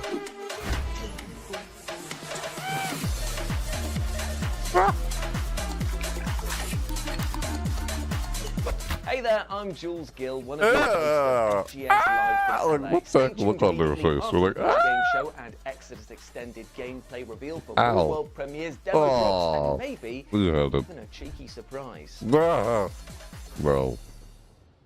What the frick out? You heard them. Make sure you stick around after the Exodus extended gameplay reveal That's for messed FGS up. Live from Los Angeles, hosted Ooh. by our very own Amy and Jules. We do love them. We You do guys love them. break a leg. Right now, let's get back into the games with a closer look at The Lift, a supernatural handyman simulator inspired by the SCP Foundation. Really? Secure, contain, protect, I'm Ivan from SCP. Fantastic Signals, and I'm here to SCP, tell you more contain, about our contain common a breach. supernatural handyman simulator. SCP Foundation. The Lift is an immersive story-driven first-person simulator where you What does play this as an do? engineer on a mission to investigate and restore a massive research facility abandoned after a mysterious catastrophe. Day one, it was paramount that the Lift feels really good to play. All interactions with the world are built to be extremely tactile. So it's not just about what you do, it's about how you do it. How it feels to pull, push, rotate, switch, clean, screw it, click. Screw it. Again, let's just screw it. No, screw in. Excuse me. All these engineering verbs are at the very core of the gameplay loop. Okay. And every action is elevated through responsive animations. What in the world? Fine visual effects, crispy audio design to deliver an almost ASMR-like experience. Oh. ASMR-like? What? This guy. Okay. What in the world? You'll be repairing a variety of things in the Lift. We divide repairs into three categories. The first one is basic mechanical or cosmetic repairs. Changing light bulbs, fixing a crooked chair, or patching the walls. Simple, but always satisfying. The second category is electrical devices. We have developed an ecosystem of electrical and mechanical components that you can assemble. You can find, craft, and unlock many different parts used to bring the machinery back to life. All devices are connected to the electrical grid, and sometimes you will need to reroute power from one point to another or disassemble a machine to get parts needed elsewhere. It's not a bunch of preset puzzles, it's a deep, open-ended sandbox system that you'll need to master by improvising and thinking outside the box. The third category is what we call boss devices. These are large, multi-step projects that are even more complex and usually involve multiple machines and environmental repairs, like for example the interdimensional antenna. You will fix its subsystems and will be tuning its settings to get the signals you need for your adventure. And of course, there will be a massive payoff at the end of the repair. You say Each floor interdimensional has its antenna? own boss device. Some will be unveiled in the upcoming months. Some you'll have to uncover yourself when the game launches. The Lift is launching on PC, PlayStation 5 and Xbox in 2027. If you're interested, please add the game to your wishlist. And if you want to help us shape this adventure, sign up for a closed playtest on Steam for a chance to play the newest in development build. The playtest begins on June 14th. Thank you, and enjoy the rest of the show. You're welcome. Thanks for sharing. The Lift is coming to PC in 2027, but you can It's an ASMR simulator. right now on Steam. Our next game is technically a park simulator, but there is a Big more stuff, handyman. Never-ending coasters, salty fries, expensive bottled water. Not quite. The owners are trying to eat the guests. Oh, that's a new one. Here's wow, My Cannibal Family. Weird. Did you hear the mob dumped one of their own in this goo? Ew, cannibals. Not just that. Love I heard a that. flesh-eating creature crawled out of it. Huh? What the heck, man? That was silly.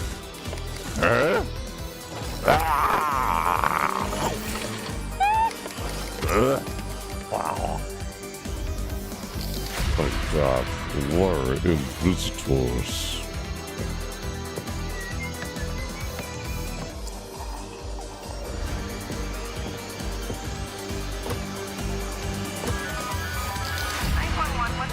Begin the harvest.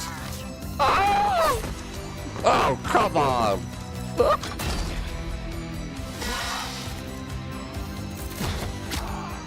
What in the world? Oh, feed your family. Why do I find this somewhat funny?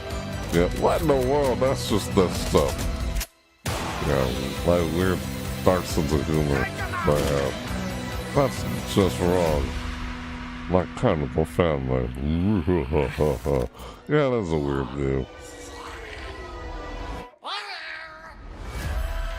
Good lord. Ah! Oh, I kind of like the music though. Look, beautiful. My Cannibal Family is a cooperative theme park simulator with a terrifying twist, and it's coming to PC, PlayStation, and Xbox in 2027. I might look into here's that. a dark fantasy extraction game What where you the heck, team up man? or go That's so solo weird. to take down enemies corrupted by the blood of the gods. This is Mistfall Hunter. That was messed up. The previous trailer. Like, what the heck, man? Why did I find it interesting yet weird and messed up at the same time? The heck, man? That's missed gods. What's this? Bellring Goose. Bellring Goose presents. Bellring Goose presents. What the? Ah! Hey! Wow. Jesus. Slice and dice. What in the world? Look at little tiny birds. Bird heads. And one big giant head thing. That looks like eldritch. It looks so wrong. The anatomy of that creature. Set a reminder for July 29th when Mistfall Hunter lands on PC, PlayStation, and Xbox. Mistfall Hunter. I think it's time for our next Ones to Watch deep dive. Interesting. Troy? Indeed it is, and here is an exclusive interview with Saber Interactive about Clive Barker's Hellraiser revival. Hellraiser. Well, here's Cinnabite, Pinhead. So it's not in Dead by Daylight from Saber anymore. Interactive, and I'm the narrative director on Hellraiser Revival. The backstory for the player character Aiden is that he's this guy who has his entire life been consumed with yearning. From an early age, he's sought out crime, drugs, sex, still danger, doing Dead in by order Daylight to and feel yet more, to still make experience this game. By the time we meet him, he's met a kindred spirit, his girlfriend Sunny, and the two I of would them have just kept them still in Dead by Daylight and then make them spiral make them into again. depravity. This is weird. Nasty. Yeah. In the game, This is you'll body use this horror. mysterious puzzle box artifact called Hellraiser. configuration to wield the powers of hell. Dirty. To burn, penetrate, slash, rip apart your enemies. And also, it's a puzzle box, so you can manipulate it yourself to solve puzzles and ultimately save yourself and your girlfriend from You the still powers could have kept Cinnabite, Pinhead in Dead by Daylight. This is nothing like Dead by Daylight. dear to us to I don't know, some stay companies true are to weird that with as their a franchise, license. when doing this work. So we went back to the Frickin' first weird. and second movie and to the Yeah, I don't know why you would think of this as competition or anything for Dead by Daylight. It doesn't make sense. blinker other influences out. And Weird how we they just think that. It's a single player game. those until we found I don't know, man. what really resonated with us. For we have such sights to show you. Such sights So in to the show game, you. the force of opposition that you'll be fighting is broadly on two sides. So on the first side, you have this cult that's obsessed with the Cenobites and with trying to create their own Cenobites on Earth, ones that they can control and use in order to essentially grant themselves infinite pleasure. So this cult, they're trying to find a way to advance their goals, and to do so, they need this Genesis configuration that you're wielding. You need the Genesis configuration to complete your bargain and try and get Sunny's soul back. The second category of enemies Doesn't make sense why you still couldn't shoot. So these are beings who have Dead by used Daylight. configurations themselves in the past, Hellraiser, Dead by and Daylight. in most cases have been like interred into the Doesn't seem like there's much labyrinth where they've been competition. tortured for some sort It's of just another eternity, good. and who are now released by the actions of the Genesis configuration Companies, they're and freaking are licensed. seeking you, Weird. thinking that you're their way out, you're their way to freedom. So they're these depraved, decrepit souls who are desperately trying to Not even a multiplayer game, single player. Weird. Clive Barker's Hellraiser Revival is coming to PC and consoles in 2026. We've got plenty more to show you throughout the year, so stay tuned.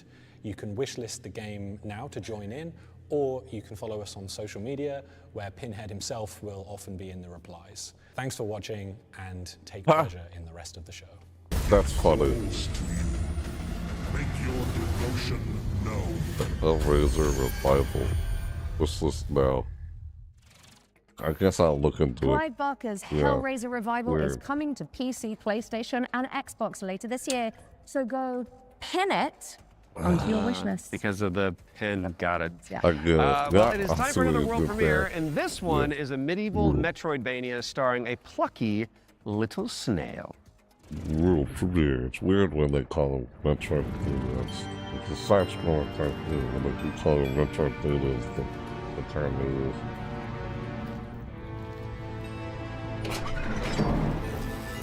I don't know, whatever.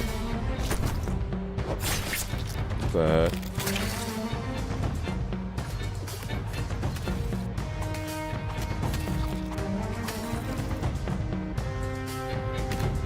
I'm sure that's Metroidvania, what people call it.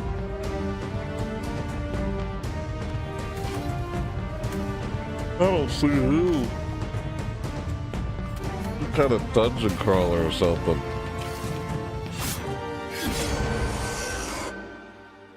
I don't know, Dead Root. What's this now? Okay. Dead Root is coming soon to PC and Xbox. Drop the devs a wish list to show your support, and you may as well keep that Steam tab open, because we've got another great game up next. And this one is The Road of Dust and Sorrow, a pixel art survival horror game inspired by Silent Hill. Silent Hill, hello. This is inspired by Silent Hill.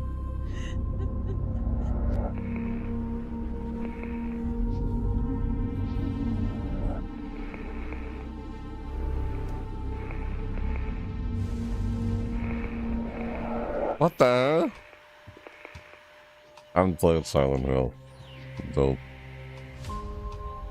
What? There's no luck. Well, that's what I always said. Or man, I'll get in. Let's do what? Oh, stuff on it. What's this thing? I have no idea. This is what I need. Now I can get out outside. Inside. Fuck! Oh.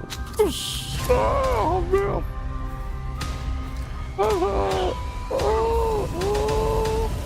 Get out! Don't! Oh. So what is it exactly? Blessed Airplane. Just plug it in anywhere. Just what's this? Okay, right here, sweetie. What the heck, man? It's just dialogue you see on screen. There's no voiceover. The dust and sorrows. The road of dust and sorrows. Okay. The Road of Dust and Sorrow is coming to PC and consoles in 2026. Okay. Our next game was revealed late last year and is a stunning reimagining of... Are you seriously going to intro this one whilst I'm standing right beside you? My bad. Yeah. Our next game was revealed late last year and is a stunning reimagining of Lara Croft's 1996 adventure. Lara, played by yours truly, will visit the jungles of Peru, the ancient ruins of Greece, and much, much more. Here's the team behind the game to dive deeper into Tomb Raider, Legacy of Atlantis. This is the voice of Lara Croft. Yeah. What?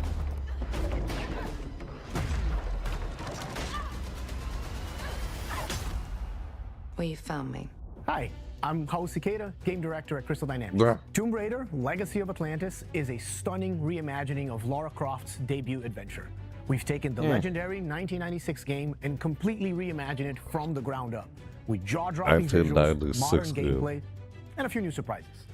All while honoring the spirit of the original. Players will explore these extraordinary, dangerous worlds that have been lost to time.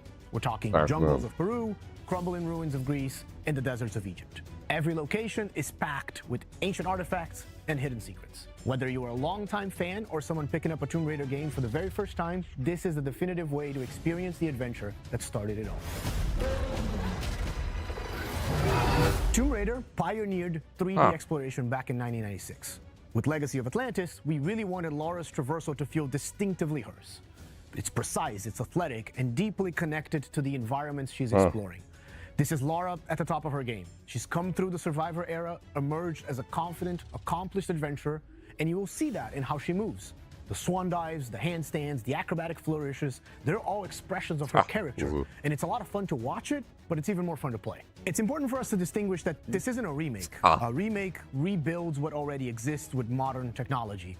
Tomb Raider Legacy of Atlantis goes further than that and truly reimagines the debut game, all while keeping its soul intact. Environments are larger, iconic moments like Laura's battle against the T-Rex are transformed into epic gameplay encounters on a cinematic scale. Oh, that's close. The puzzles in Legacy of Atlantis are really satisfying. You're manipulating water flow, redirecting light beams, you're activating pressure plates, deciphering ancient symbols, all of it to unseal secrets that have been locked away for centuries. Every solution requires you to piece together what you've uncovered and think creatively in how to do it. And then obviously there's combat, which you've got Laura's iconic dual pistols, plus some other weapons that you can unlock along the way. This is the legendary adventure fans remember, reimagined in ways that weren't possible 30 years ago, with some new surprises. Tomb Raider Legacy of Atlantis launches on February 12, 2027. It comes out on PlayStation 5, Xbox Series X and S, Steam, and Nintendo Switch 2. You can pre-order the game now. From the bottom of my heart to the rest of the development team, we cannot wait for everyone to experience this. Thank you so much. Some I'll play this. Are destined to be retold. Because I played the original Tomb Raider game. I did. I used to play, and then they're playing the original Tomb Raider game. Let the legend come back to life. I see what you did there. Because the thing that you made it about you. Tomb Raider Legacy of Atlantis is coming to PlayStation 5, Xbox Series X and S, PC, and Nintendo Switch 2 on February 12th, 2027. Which is 2 days before Laura's birthday. And if it's not on your wish list already, then this is me, Lara Croft, asking you nicely to add us. Don't make me use my nasty voice. She'll do it. What the heck? Seen it. Kind of like it. That's weird. Okay, so yesterday we learned about the next game from the creator of Assassin's Creed. It's called 1666 Amsterdam. It's officially back from the dead, baby, and it does look amazing. Now, I'm sure you've all seen the reveal trailer by now, but if you're keen to learn more, here's an exclusive gameplay feature from the team at Panache Digital. Enjoy. Let's look at this again. I remember this. It's like witchcraft. It all began with magic. In ancient times, the earliest human tribes would periodically gather in a sacred place. One of these tribes, the Zandaris, was entrusted with an ancient form of magic along with the duty to pass it on to those deemed worthy to bear it. But this gift came at a cost. The very magic meant to elevate humanity instead corrupted it. Those who received it were changed. And those who bestowed it had to learn how to take it back. Step into the role of Noah, heir to a long line of Zandaris, as she's about to become the Collector.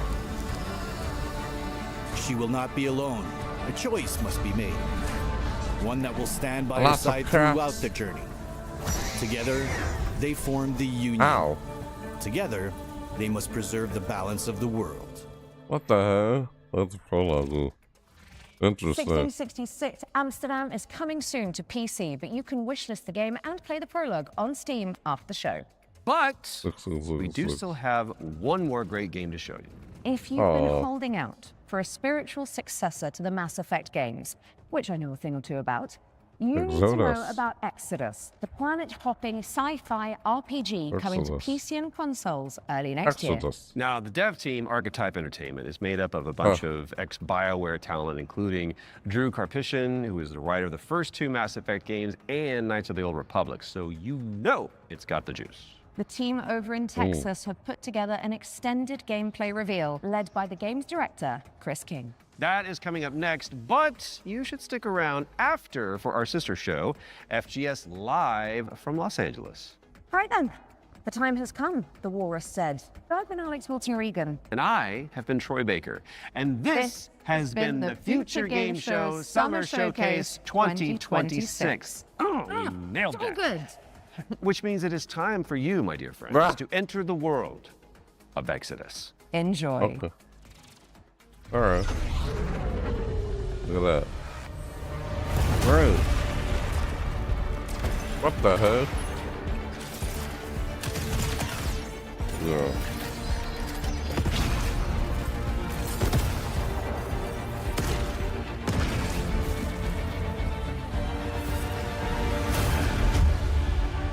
Ow.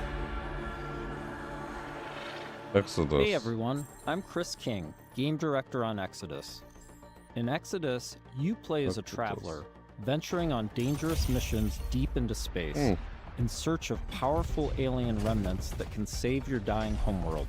You'll journey to deadly planets, derelict ships, and the remains of lost worlds, while using your wits and teamwork to survive the terrifying creatures that try to stop you. Along the way, you'll choose who to fight beside, who to fall for, and who to leave behind. You play as June Aslan, a lowly salvager living on the outskirts of Leiden. This is where his story begins, alongside his awakened friend Houston. June, hey, come on. Houston? I'm here. Are you? Huh? Yeah. In the wolf, Houston? Yeah, I think so. That weird. June was orphaned from a once powerful family. He has a unique and mysterious genetic trait that lets him interact with ancient celestial technology. And it's this trait which might be the key to saving your home planet. Shit. It really works. Salvager's dream. You'll be able to customize your June as a male or female, with several options to adjust your appearance. At the start of the game, you'll also choose your character's initial alignment, either a virtuous paladin or an ambitious immortal. Drop your weapons. Get on the ground. Lev, don't be stupid. They've got a combat mech. Drop your weapons now. These choices will shape your character and change how the world responds to you. Listen to your friend and let this go. Not gonna happen, you mercenary scum. This is interesting.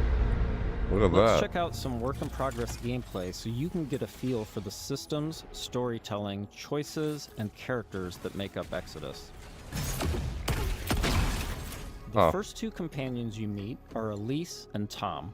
Elise is an impatient mech pilot who wants to blow stuff up and leans into brute force. Tom is an experienced traveler who helps teach June the ropes. He tends to be more cautious and provides June with moral perspective. Let's join them as they start a new salvage mission. All loaded up? Gears in storage. My lovely suit. Good to go. Where's Tom? Last minute prep. Or drinking. Okay. Probably both. Okay. Does he do that often? Drinking right before a job? Man's got his vices, but he gets shit done, okay? Nothing else What the heck? Huh. Okay. Good. You made it. Let's hop on. Throughout your journey, you'll team up with a diverse crew of companions, like Salt, an awakened octopus. We got your back, June. You too. That was weird. Not necessary. If you die, I leave. Contract void. Wow. You don't mince words, do you? It's an Octo thing. You'll get used to it. All right. Was it Eldritch? You'll also meet other interesting characters, like the mysterious C.C. Orlev, voiced by Matthew McConaughey. Howdy, friend. Strange times we find ourselves in. Named C.C. Orlev. In this scene, C.C. helps out June by giving him a recycler upgrade. What the hell? With the new modification added, let's see how we can put it to good use in combat. June, what's it look like in there? A lot of mercs. But I think I can thin a few of them out without being seen. We got your back, June. Things go bad. We'll kick in that door and come running. How you engage the enemy is up to you. In this encounter, June has to deal with a deadly turret, along with Lycan, the leader of the Fire Eaters. He's heavily protected, and things could get out of hand quick. Let's use this new recycler mod to stealthily take out some enemies and make things a bit easier.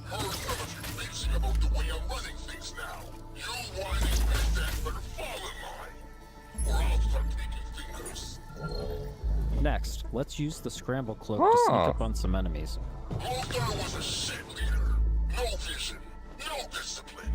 kind of like this game. What the heck? Oh, well. This turret is protected with heavy armor. Let's toss a thruster grenade to deal massive damage.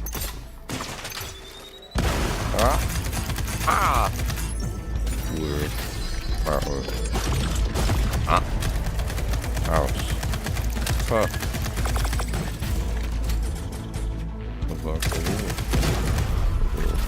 What the hell?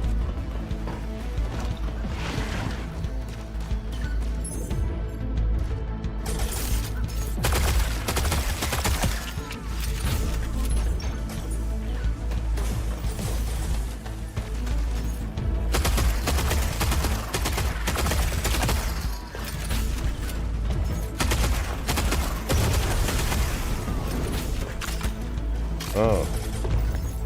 Man, what the heck? Oh no. Awesome, that did the trick. We now catch up to the team having made it to the salvage. However, rival mercenaries have already staked their claim. Oh, no. Never thought you pricks would make it this far. Too bad you reached the end of the road. Huh. Just getting it started. Making it past your friends was a breeze. I hope you're more of a challenge. This is weird. How's that for a challenge? Okay, that is going to be difficult. Weird move. June and team have managed to push through the enemy defenses to the control room and now face a pivotal choice. June, time to do your thing. Okay. I'm in. Taking the guns offline now.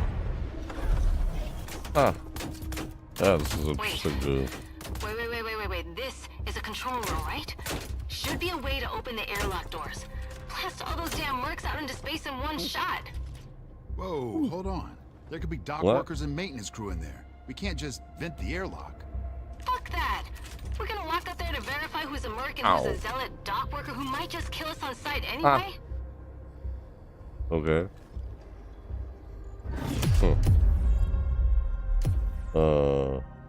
The moral choices thing. There's a lot. Tom's right. There's a lot. We can't be reckless when lives are at stake. But you don't mind putting our lives at risk?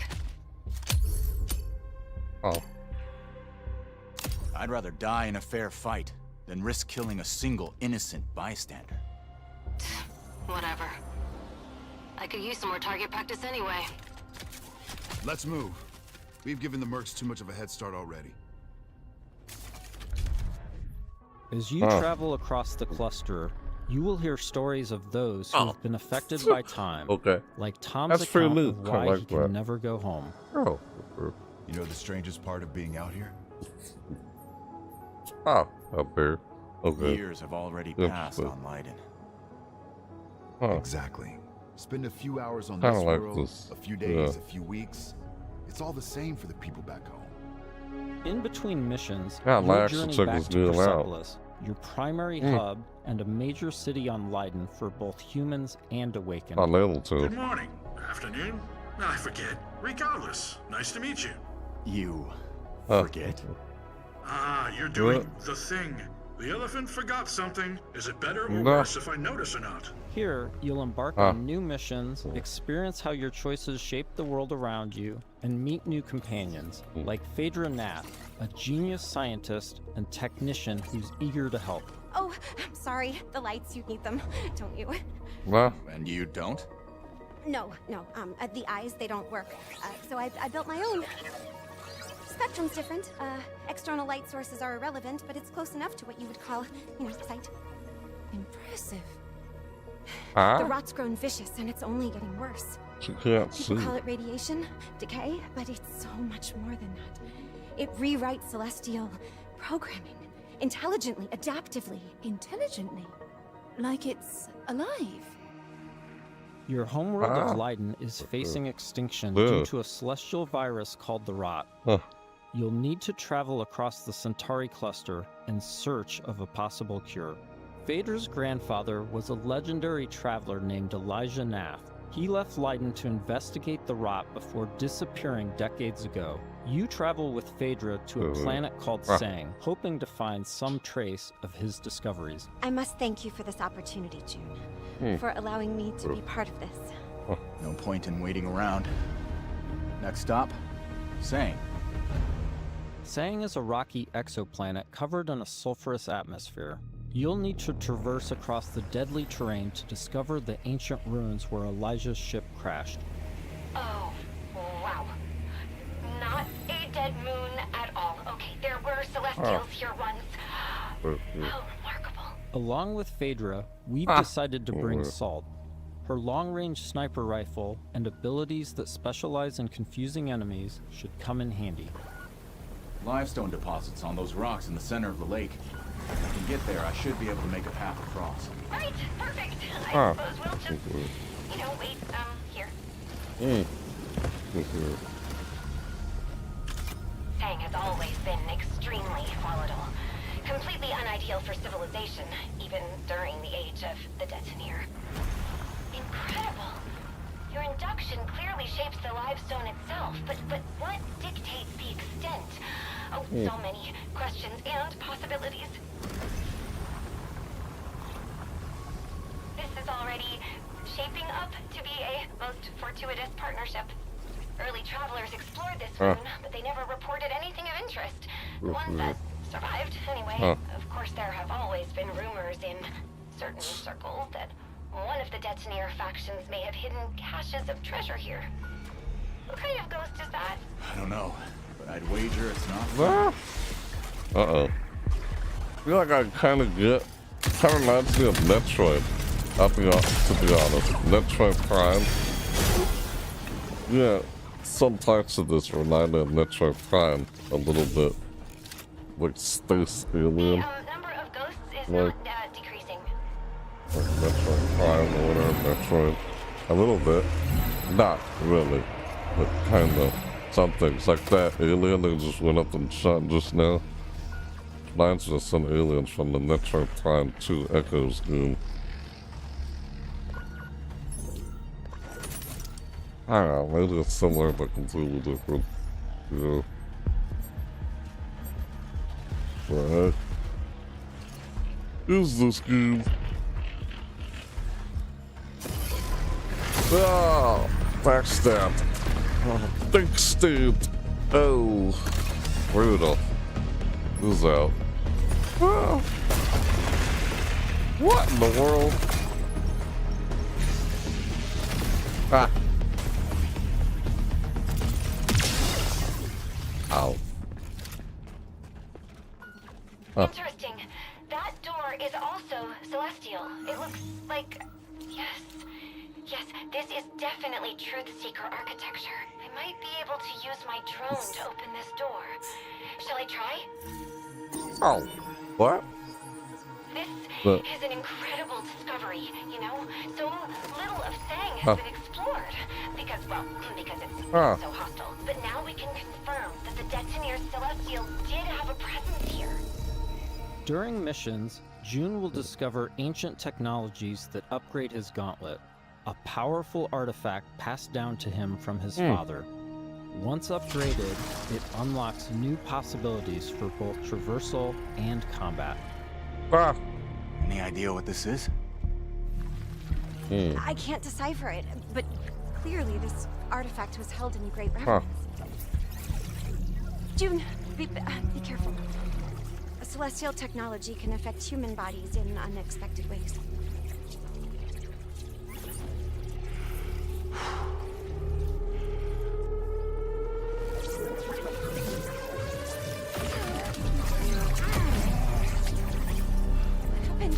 Are you all right?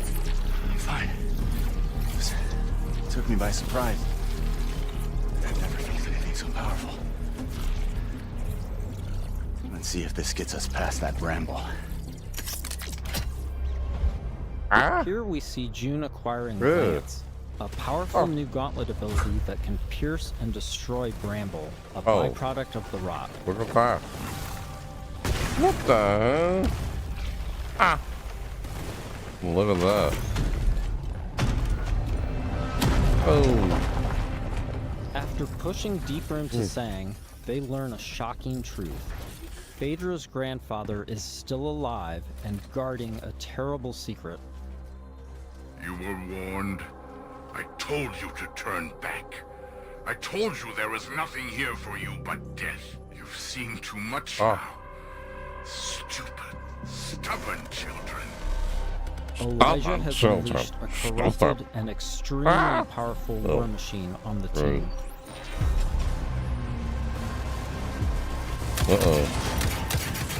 Like a little crab or something. Yeah. Ghost cannon. You see their health top screen. Health bar.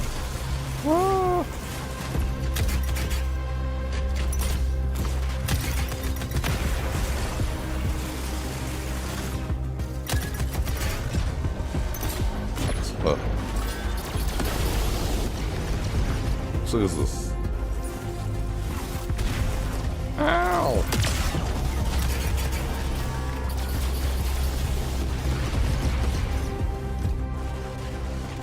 Ah, okay.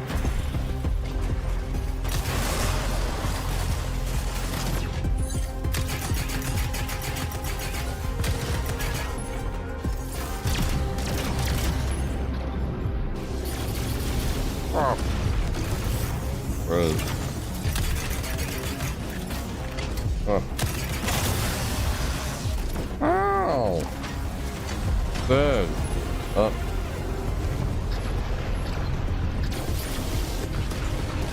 Ha! What? You do that.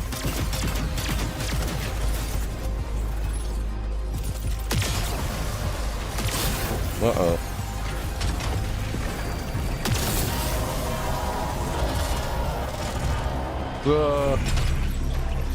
Got him. The Lost Traveler. Defeat the Ghost Cannon. We got it. With the construct defeated, June and Phaedra must now confront Elijah, hoping to persuade him to share the secrets contained in Sang. Without this information, Leiden will be destroyed by the rot. This place is forbidden. Oh. I warned you not to come here. Throw away your legacy. Oh. Uh-oh. Ah. Phaedra! Elijah, please. Whatever you are afraid of, the answer isn't more bloodshed. I need a promise. A solemn oath. I cannot stop you from claiming the secrets of this world. But my dynasty will be no part of this. Elijah. Huh. What are you doing? The Nath bloodline ends here, my child. With me and with you. I will take our dynasty to the grave rather than allow it to fall to the sway of Orion's spawn. I don't want to kill you. Drop your weapon and this doesn't have to end in bloodshed. But my dynasty ends here.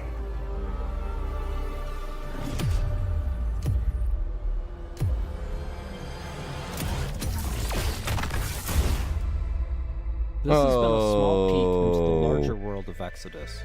The heck? We're in the final stretch of development now, and we'll be sharing more details all the way up to launch. In the meantime, wishlist on your favorite platform now, and become a traveler today. Yeah, I'm gonna definitely check this game out. I'd like to. Hopefully I can. I'm able to. Who knows what'll happen. I'm definitely interested in this game. Yeah. Dang. Okay. Look at that. Exodus. What's this now? Coming early 2027. New. Okay. Oh. The F2 is live. See, it's an Exodus.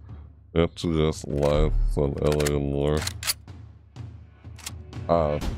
Yeah, it's all part of it. I have to edit the title or description of this video. I was mistaken with what I was trying to react to, or what there was. What this is there. Man.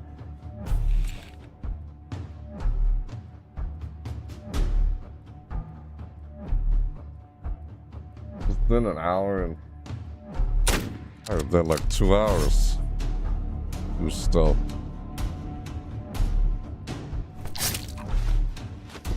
Ouch. Okay. Aggressive. Ow. Jeez.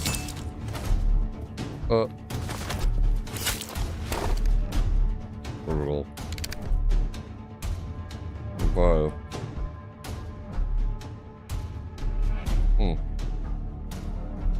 Bleed out. Oh. Vigilant.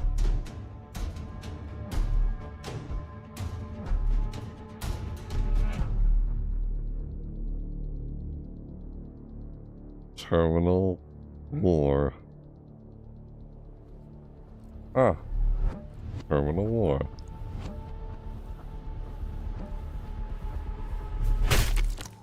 Ow! What the hell, man? Just walk on someone, just do that, like, Jesus.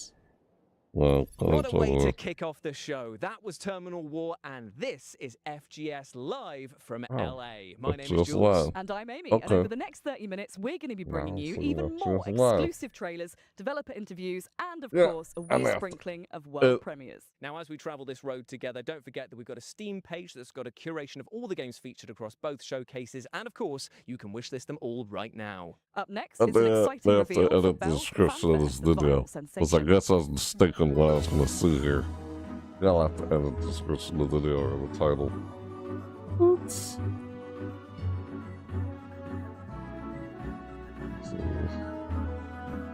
Yeah. That's fine. I can keep watching. Huh. So these are Game Show Live in LA. That's what I'm seeing now. It's all part of the whole showcase. Bell's band there. Yeah, I just didn't know how long I was going to be sitting here I watching. will be putting every notification bell on that I can, because 2027 cannot come soon enough. Next, we're off to the action-packed world of Alcahest to take a look at the game's physics engine in action. Okay.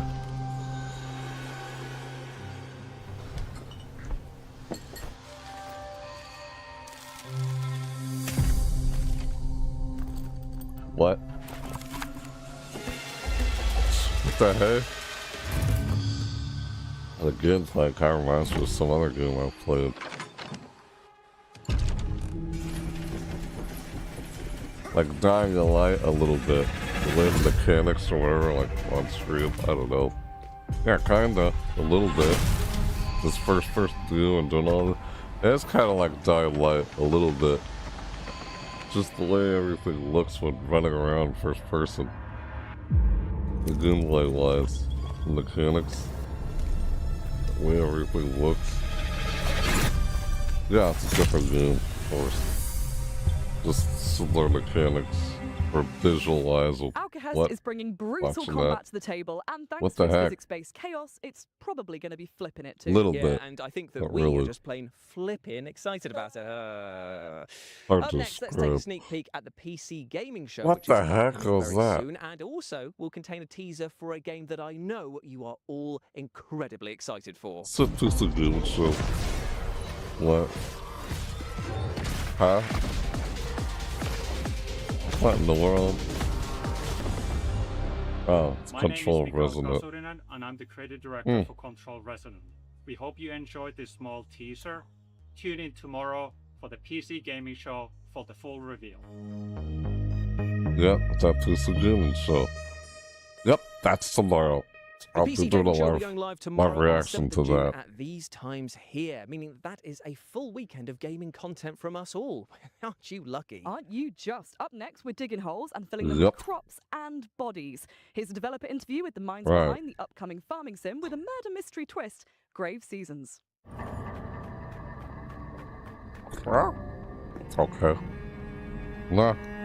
My name is Emmett Nahil. I am the narrative director and co-founder at Perfect Garbage Studios, and we are creating Grave Seasons, our murder mystery farming simulator. In Grave Seasons, you not only have to grow your farm, build your relationships, but also figure out who the supernatural serial killer in town is going to target next.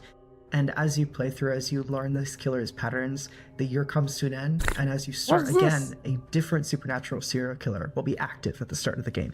We essentially have a campaign for each killer, so they're fully scripted, fully unique storylines. It's a limited pool, but each time you start a new year in Ashen Ridge, we ask you to sort of re-enter town, and a different killer will be active. We do want dating and romance to be really well integrated into the world, so you potentially could end up romancing the killer who's active. But as you romance, you'll learn more and more about these characters, delve into their backstories, and if you're romancing the killer, that same NPC's romance storyline will be different than if you've romanced them when they are not the killer. And your task isn't necessarily to catch them. You're not a cop. You're not a narc, really.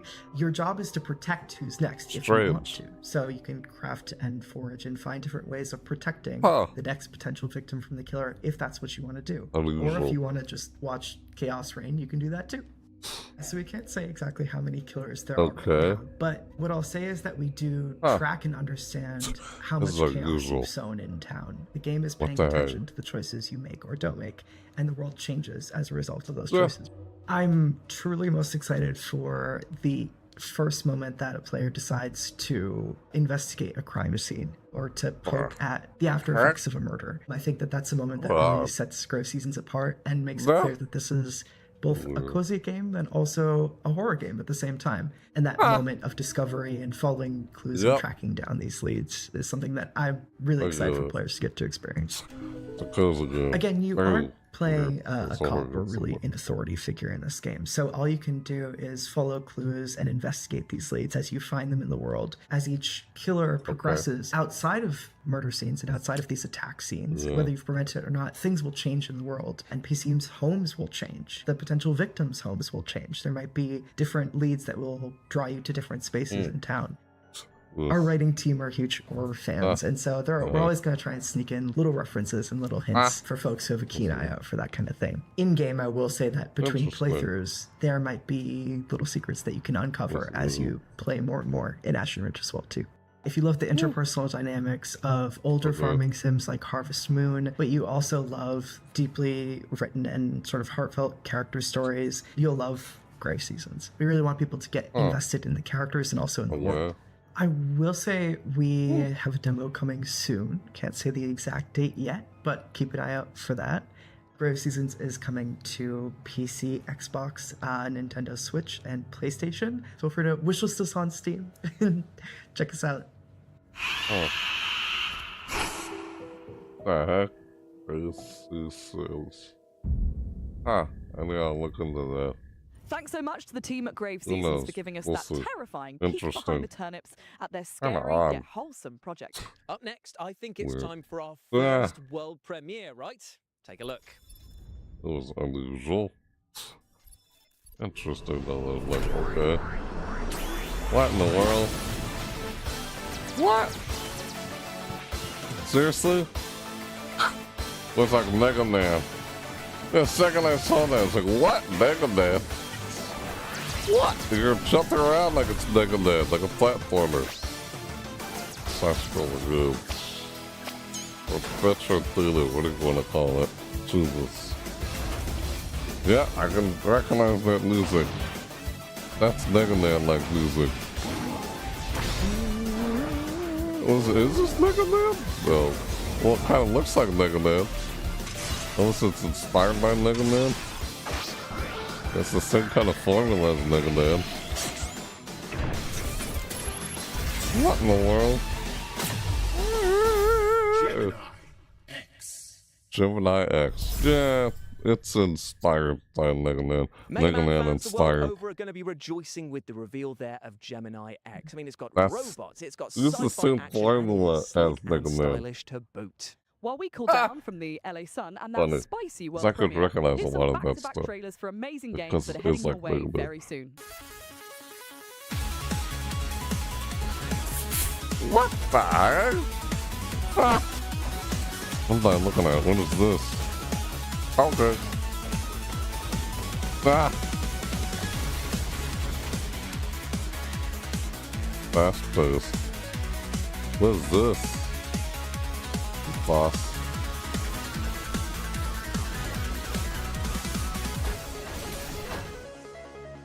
Hi, Oh. I'm Nori, and you are Okay. test subject T33T0. I'm gonna call you Tito. What? Together, we're gonna take the world back from a bunch of nasty shit. And we're gonna save my lost baby Michael. Oh, God. Your perfect design allows you to absorb the essence of everyday objects, giving you super cool powers. You'll need to What? look cute as heck while doing it. And you can even bring a friend to help if you want. Okay. Ow! What the hell? Oh my god. That's weird. Silly.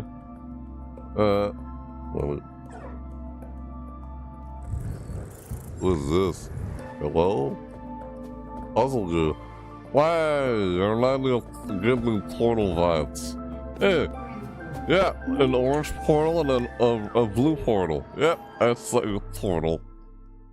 Paradoxical. That's like VED portal. Recure, Tito, and Paradoxical for you to chew on, and they're all available to Paradoxical. wishlist right Like now. portal. Now, speaking of mouthfuls, Portal our from next game Valve. puts you in the rather horrible position of being a Split a dentist portal. performing operations on monstrous sharks. Next up. Sharks who might not be that pleased about having their teeth pulled, I might add. Yikes. This is Shark Dentist. Ugh.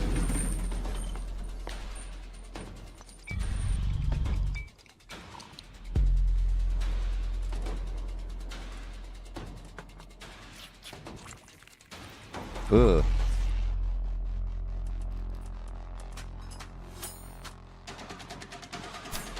Fuck.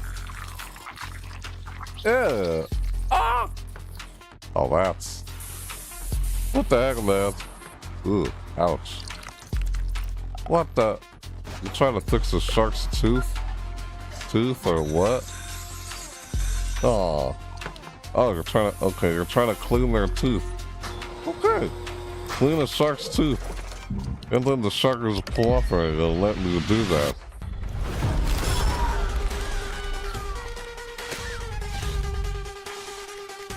Ow!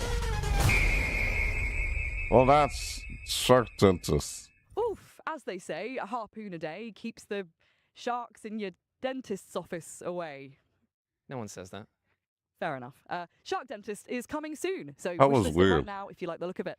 Now, Brutal. from tooth to You sure you want to do truth that? now, and that is that the orcs in our next game, well, they're flat out broke. What's the point This of doing is that? Don't kill them all. Sharks, when they lose a tooth, they grow back. They grow tooth back. They grow a new tooth. I don't think there's any point to having a shark dentist. What the frick, man? And he was sleeping until he woke up.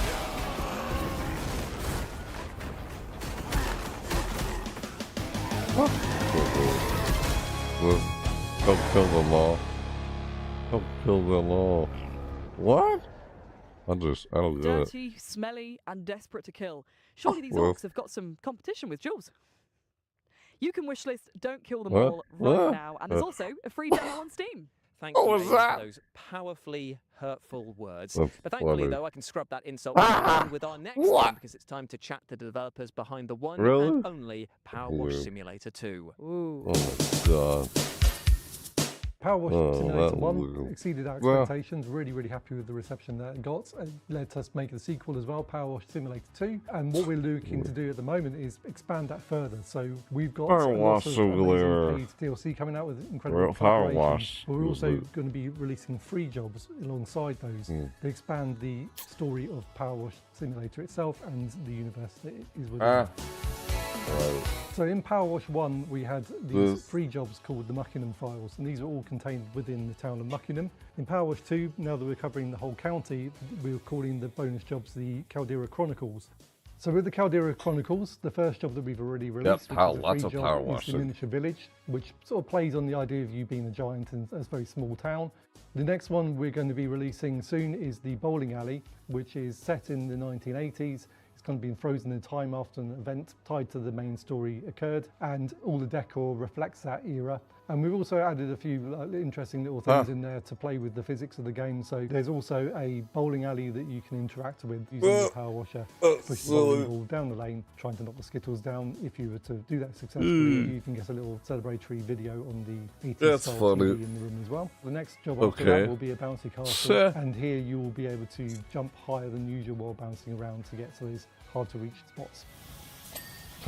Power Simulator 2 is out now on Steam, PlayStation 5, Xbox Series X and S, and Switch 2. It's a sequel. The Miniature Village is out now. The first one. The Bowling Alley and the Bouncy Castle. The first one, but never played them. The one like a sequel.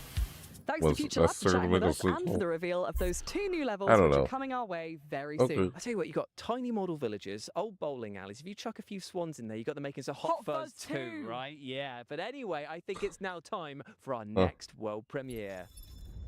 World premiere? What's this? Let's do this by the book. Expendables. What?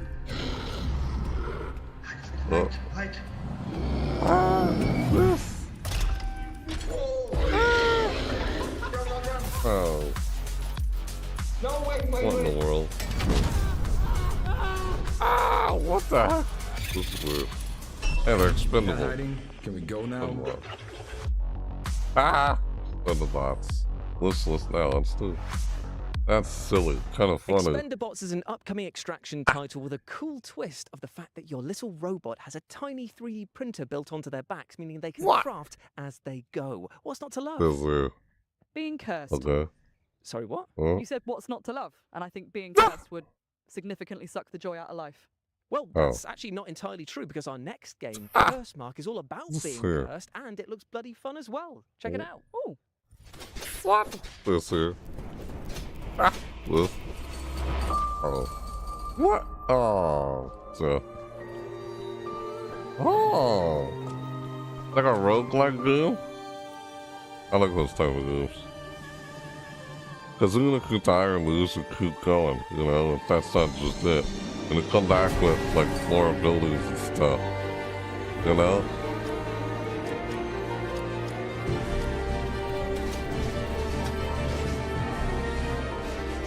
It was a different experience every time. Yeah. How it looks like.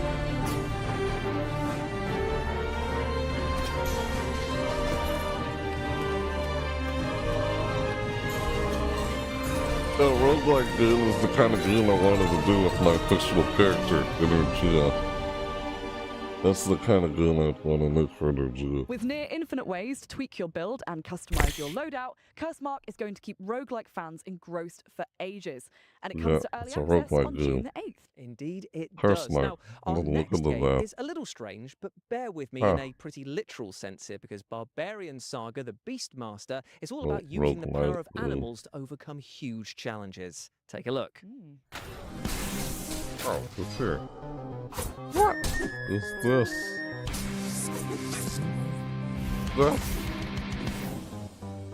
This one is powerful. What? Let's see. Ow! What?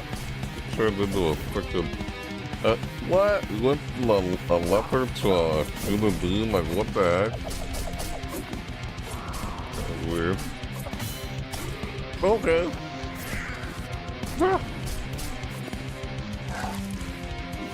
Ow.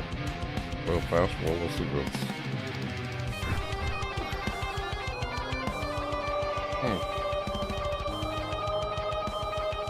What?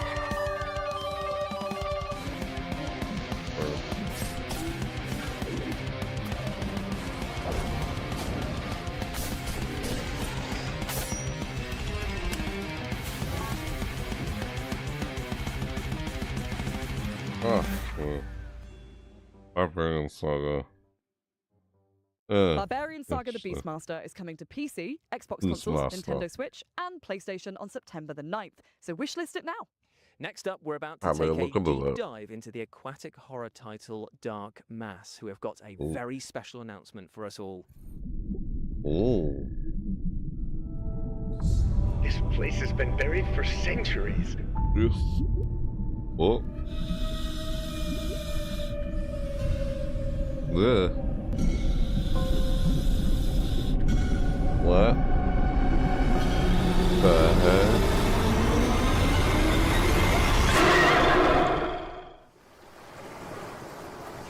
What the heck? Dark Mass. Was it Eldritch or something?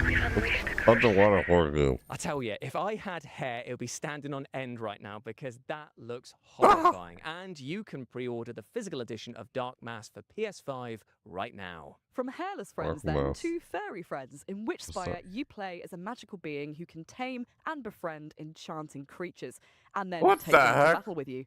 Take a look. For centuries, our worlds were held together, bound by ancient witch spires and those who protected them. But something has broken. A great corruption is spreading. The fate of the worlds is in your hands. Got downloads or something? What's this? Yeah, looks like it. Looks like it. I don't know. Oh, really? Interesting. What the heck? The time has come, chosen one. Together, we will stop this darkness. Oh, God. Witchspire. Good time. Witchspire is casting all the right spells on us, and I would not be surprised to see it magic itself onto your wishlist by the end of this show. And speaking of magic, let's continue to pull another banger out of our hats now, and trust me, this is a doozy. Here is a developer interview with the awesome-looking Rayman Legends Retold. They are docile enough to ride now. Best make haste. I don't know. How long do these calming biscuits work for? Can we take some extra? As I said, make haste. Rayman Legends Retold is an ambitious remake of a cult game released in 2013, Rayman Legends, and it's be expanded with new gameplays, new levels, new story. I think it will be for new fans a starting point. You discover Rayman for the very first time with voice acting, with storytelling, with a bit more stakes, with a villain. For fans, I think it's they never have that in the original version of the world of Rayman that you will rediscover. Rayman never have voice acting. So I think that it could serve both for a new audience and returning Rayman fans. We never really talked. No. The early conversation we had was what's the best way to bring back the franchise with the best possible team, because we did not have a team anymore. Many of the people either left the company, went on another project. Some of them are still part of the core team on Beyond Good and Evil 2 at the moment. So part of the thing was, how can we rebuild a team capable of making Rayman games again? Really quickly, we also defined what could make Rayman Legends a better game if we reinvent it in terms of flow, modernization, etc. And also, we defined really early that we wanted new content. That because it's a game that's not 30 years old or 20 years old like some older remakes, and that's how it led us naturally to a more musical level because they were cool and we made brand new ones. A new entire World of the Dead with a new ability to have more of the platforming that people loved, and brand new levels in terms of gameplay. It's silly. You know, in Rayman, there's always been some sort of mounts, like the mosquito level in Origin. So quickly, we thought that the dragon, obviously medieval themes, castle, dragons, they were playing a big part in Legends, but always kicking your ass. So we thought, okay, now let's reverse that, and we will use the dragon to kick people's ass. A bit, I would say, Panzer Dragoon, Star Fox style. So I'm in an exciting ride. I do barrel rolls, I shoot fireballs, I'm gonna blow up stuff. Quite simple gameplay in a way, but you know, ambitious realization on top. Look at this run. The intention of the sixth world came from Will also to have a new tonality and new side-scroll gameplays that were a bit on the more difficult side And then, as we are thinking about the new narration, running with a especially towel, introducing a new villain for the IP, that's how it led us to the theme of corruption, that villain that you will see in the trailer, and that guy basically is corrupting all the bosses, but also has took entire control of the world of the dead. And so basically to kick his ass, you need to go to the world of the dead, and to survive there, you will use that new ability, the power of light, to face enemies and obstacles. And it's more of really cool platforming gameplay of Rayman Legends in brand new levels. Because they are brand new levels, we can play more with 3D.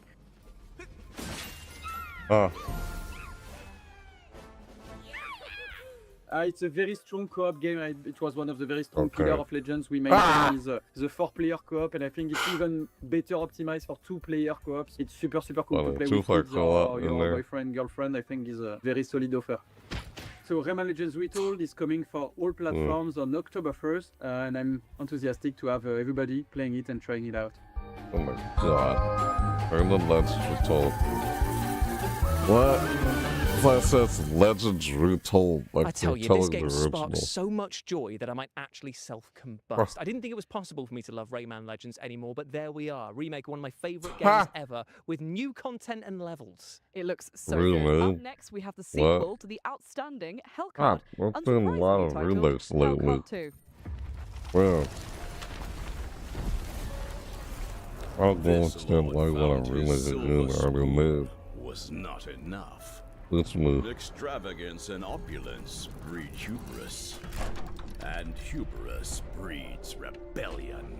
The queen sends her champions to convey like a dungeon.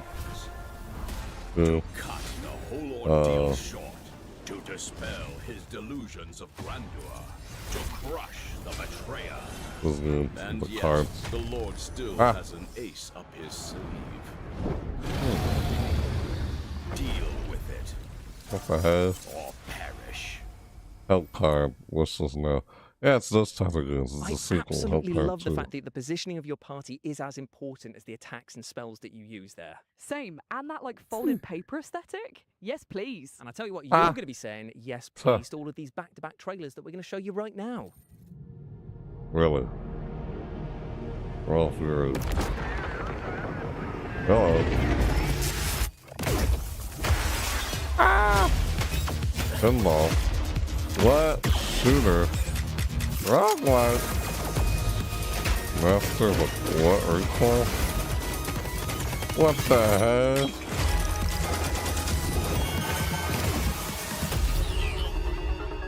Atlas. Hey, Hollers! Here's our Steam demo in 30 seconds. Let's go. Hey!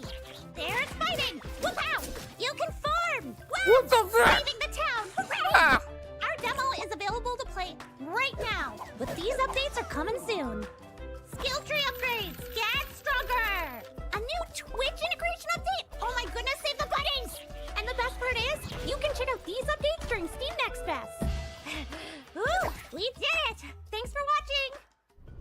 Well, that was weird. Not to come look for it. Okay. Anyone in there? Silly. But I've never been good That's at funny. What the heck? The place What's this? feel right these days. Too quiet. Oh. So all those Soundtracks for this. You also made it back here. He was right all along. Oh. I suggest you stay out of this. What's That with was the... A Pulse, The Rabbit Hole, and Dimhaven, The Lost Source, and you can wishlist them all right now. Up next, we have a brand new I saw trailer for a Super game that is taking the Nintendo world game by controller storm with rave reviews compared. from fans and critics alike. This is Black Jacket. Alright, let's just Black Jacket now.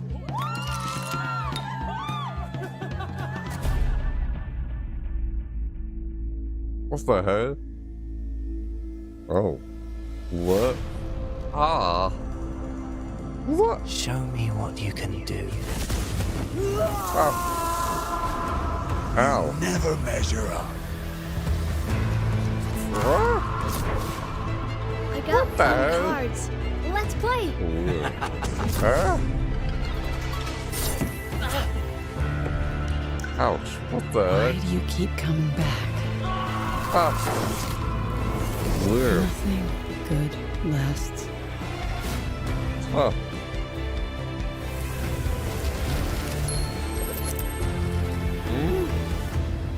Take the coins. You've earned them. What the heck? Blackjack. Poker? I hardly know her. Well, firstly, it's blackjack, and secondly, I'm phoning HR, all right? You are such a grass, honestly. Black Jacket is out now on PS5, PC, Xbox consoles, and Nintendo Switch. Indeed, it is. Now, you might have noticed this rather fashionable T-shirt that I'm wearing and thought to yourselves, oh, why is he wearing that? Well, I'd love to say it's because I'm a slave to fashion and just love wearing dark clothing on one of the sunniest days here ever in LA, but it's actually because it pertains to the final game of our showcase and our next world premiere. Ooh, before we see what that could be, we just want to extend a massive thank you to I think I know everyone what who took that is part in now. the Summer Showcase and live from LA, to all of you at home for watching and the team that made this happen. Indeed, indeed. And if you go over to Steam and type in Future Game Show, you can see all of the titles that we've had across both showcases. And why not show the devs some love and wishlist them all, my friends? But as ever, I have been Jules. I've been Amy, and we'll see you in Cologne in August for our run of shows at Gamescom. Bye. Bye. Wow, world premiere. Man, we're acting to a lot here today. What in the world? Okay.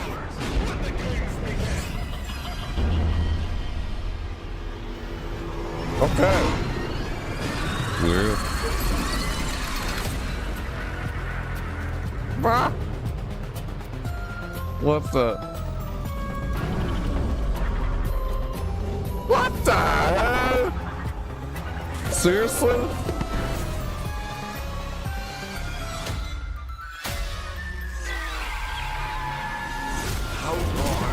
It's a Five Nights at Freddy's? What the?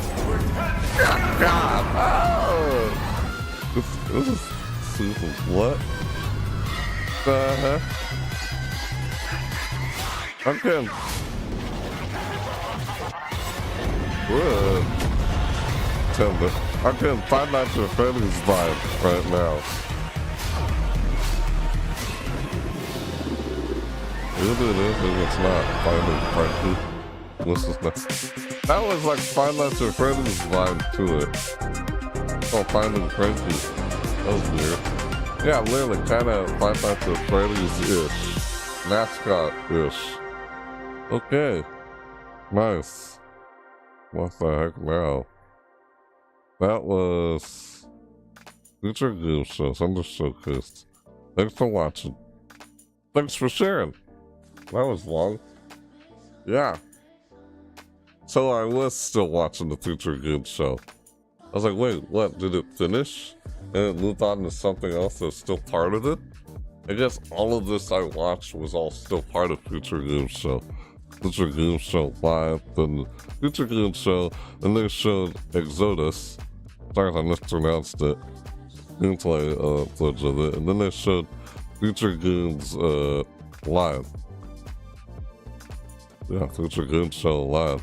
And this Future Game Show Summer Showcase. Look, thanks for watching. Thanks for sharing. Yeah. Alright. That's fun. I enjoyed watching that.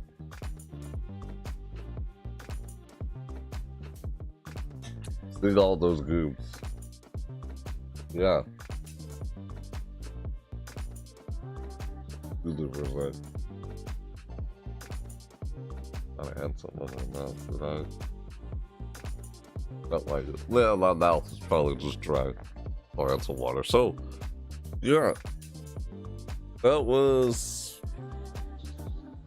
Yeah, usually at the end of these showcases, after reacting to something, feels like my mind is like a blur. I only remember everything I saw. Yeah. I guess that's why I kind of transcend our thoughts about things as I see it, as I go along. Because I kind of hard to remember everything towards the end after I finish reacting to it. Yeah. And then I kind of like recap. Sometimes I would recap everything. So, yeah, there you have it. That was the reaction to the thing, man. Yeah. That's another one of those showcases called, okay.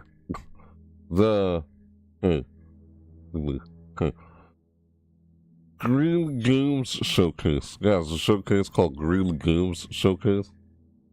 it's a showcase I reacted to like last year. That's actually going on right now. Yeah, but I was watching future game shows. That's what I mean. Some of these showcases kind of overlap each other, or they're happening at the same time as another one. So I chose to react to this one. And the Green Games showcase is kind of weird. Like, what? What is exactly the showcase about? Are we talking about the games, or are we just... I don't know, it's weird when they do this, then there's some showcases that are like, making something else, why are they making that the center of attention? What should it be about the games themselves? Yeah, it's weird. It's kind of what I was talking about earlier at the beginning of this video. Why I didn't react to some other showcases. There's multiple reasons what I was trying to say at the beginning of the video, but yeah, I just wanted to focus on the major ones throughout this whole summer digital games showcases. But yeah, so there's just so many. I just want to focus on the major ones. I mean, I'll still watch the other ones, the ones that I'm not doing a reaction video for, and I guess I could still look into and watch them, but I just want to look at this game show or future game show, or I don't know how they'll do a reaction video to NGS Live, excuse me, IGN Live.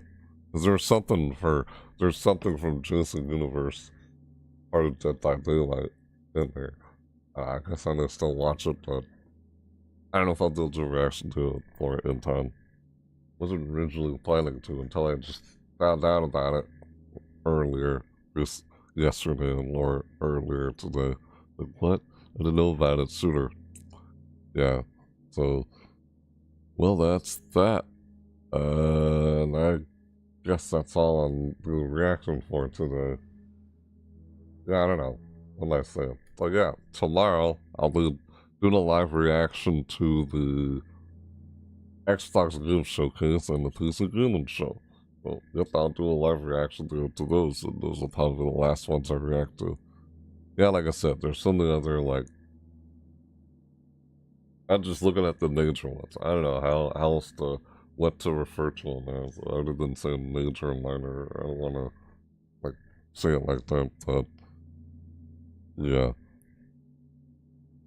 Right, so, yeah, there's a lot of games. I know, there's also a lot of games that we saw there that were also shown during Summer Game Fest that I reacted to last night. Yeah, it's weird, because I saw that last night, right? And I was kind of tired towards the end of it from sitting there for so many hours. This was like only 2 hours long. Yeah, and Summer Game Fest was like, I was sitting there watching it for like, dang, 5 hours.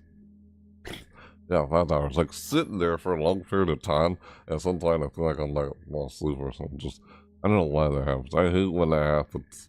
When I'm trying to do a live reaction video over, like, the Game Awards or Summer Game Fest, and I hate when I'm sitting there, or was it Gamescom's, Night Live? Games Night Live or some Gamescom or whatever. That's what they're going to do in August now. So, yeah. So, I'll see you guys tomorrow for those when they happen. I'm talking a little bit about stuff here, what we saw. That's kind of what I do at this point in the video after I finish reacting.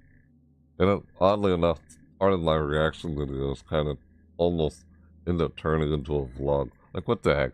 Now, first half of the video is just me reacting to the trailer or something, and then the second half is almost like this just suddenly turned into a vlog, or start talking about something related to what I reacted to. Kinda. That's ends up happening in some of my videos. Yeah, some of my reaction videos anyway. Not all of them. But I do that. Yeah, the Little Nightmares 3 game. I need to finish Little Nightmare. That's like, that's a co-op game. Maybe I'll find someone to play that with. I don't know. Yeah, they're throwing the game. They showed the single player for Halloween the game. You know, I don't understand why. What's it? Clive Barker, is that his name? Did I say his name wrong? I don't know. Can't remember. Shoot. They're the Hellraiser goon? The Hellraiser goon. Yeah. What the heck? That's a single player game. It doesn't make any sense to me why the Cenobites, Hellraiser, like Pinhead, can't just still be in Dead by Daylight. It's a completely different game. I see no real competition there. I don't get it. They're not the same kind of game. There's no inspiration. Like, what? Dead by Daylight League carried over in there? No. From what I saw there, it's just a single player game. It kind of reminded me of, I don't know why, but maybe a little bit of like Bioshock. Unless I remember, I don't know. Unless my memories are like a bit blurry and I'm mistaken what I remember seeing from that. Yeah. Hellraiser is a bit Eldritch horror, like, yeah. Hellraiser is kind of Eldritch horror. Kinda is, if I'm not mistaken. It's always been kind of Eldritch horror. Guess I got, like, all this, for a long time, I wasn't sure if it was Eldritch horror or not. It's like cosmic horror, kind of like. Yeah. It doesn't make sense to me why they had a single player game called The Hellraiser. What's it called? Forgot the full title of it, though. It's something, Hellraiser something. Yeah. I don't know why some people or companies or whatever with their license, why they can't just have the Cenobite Pinhead to be in Dead by Daylight and make that game at the same time. Because I see no similarity or whatever. I don't know. It's weird.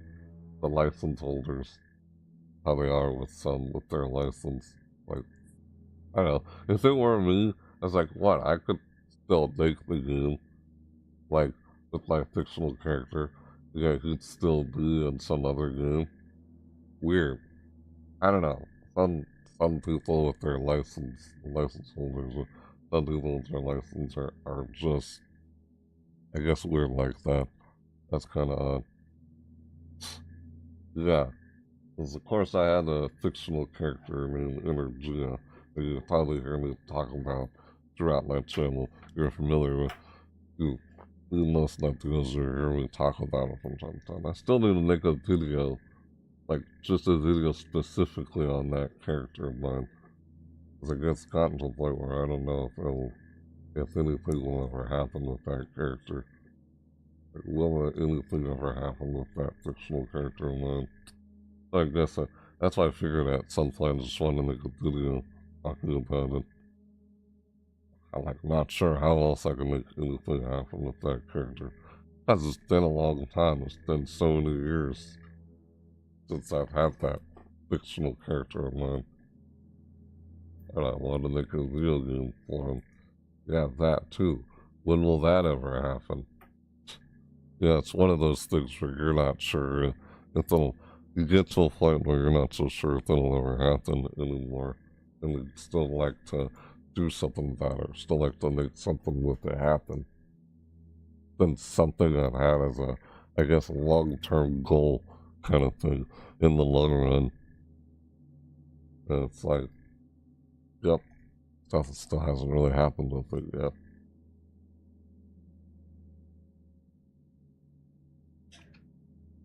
Or I've been encountering like roadblocks or hurdles and stuff like that, and it's like, man, is it really gonna get off anywhere or something? Is that gonna actually really happen? Kind of thing.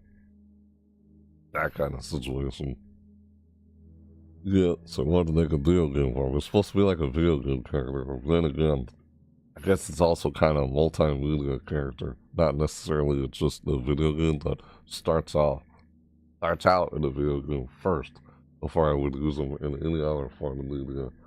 Yeah, that was kind of, I guess, envisioned or whatever word I'm looking for. Well, not really I wouldn't call, I don't know if I would say I'm like a visionary or anything like that. No. There's a lot of things I want to try and possibly do with this character of mine. Yeah. Yeah. This is like, I could talk for hours about it. That's why I feel like I should have made a separate video for him when I talk about randomly throughout my videos. If you're familiar with what I'm talking about. That's why I said at some point I was gonna make a video for him, but I haven't done that yet. It's not something I've been like, it's not like, oh, you think, what am I, procrastinating? No, it's like, that's not something I want to wing or something. Like, oh, I could do it live, but I kind of want to do it recorded, you know? Like, what, I don't have to do every video live? Yeah, I don't know. Not a video I want to wing or something. Yeah. So, it's just something that's just been a really, really long time, and I'm not sure if anything's gonna get anywhere with it. It's just been so long. It almost feels like that point where am I ever gonna get anywhere with it? That's why I'm gonna do some things with it. Yeah, the character man I always didn't necessarily kind of starts out as a video game character. In a video game or something, but not necessarily just in a video game. Like, oh, it could be in other forms of video. Like, who knows, it's something like it ends up in a comic book or something like that, or a TV show or something one day, but who knows. It's fun to think of stuff like that, or something like that, where it would ever happen. But you never know. Yep, so there's a lot of games we saw there. I don't know, why did I start talking about what I was talking about there? Probably I was talking about something else, and then suddenly I just started talking about that, but yeah. As a supposedly a video game character, but nobody really knows much about it, other than when I randomly start bringing it up throughout some of my videos. As whatever the video was about. Yeah, happens. That's why I need to make a separate video for him. What the heck? Yeah. So, anyway, I don't know. Is there anything else I also want to talk about here with what I reacted to? Huh. Man.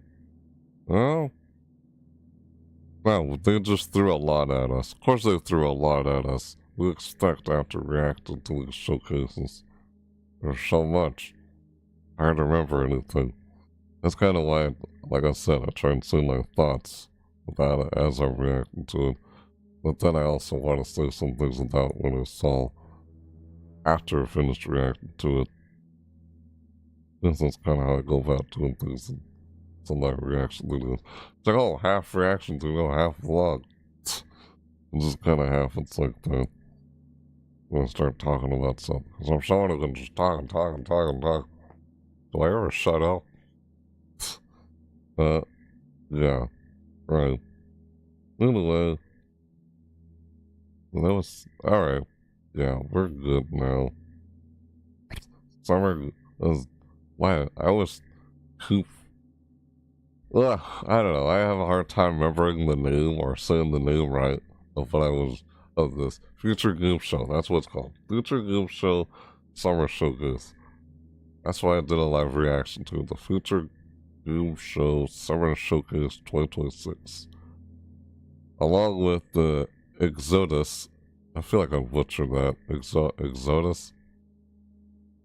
Or something. Exodus and FGS Live. That's what was featured, FGS Live. Future Game Show Live. That's all part of the Future Game Show Summer Showcase 2026 that I did a live reaction to. So, yeah.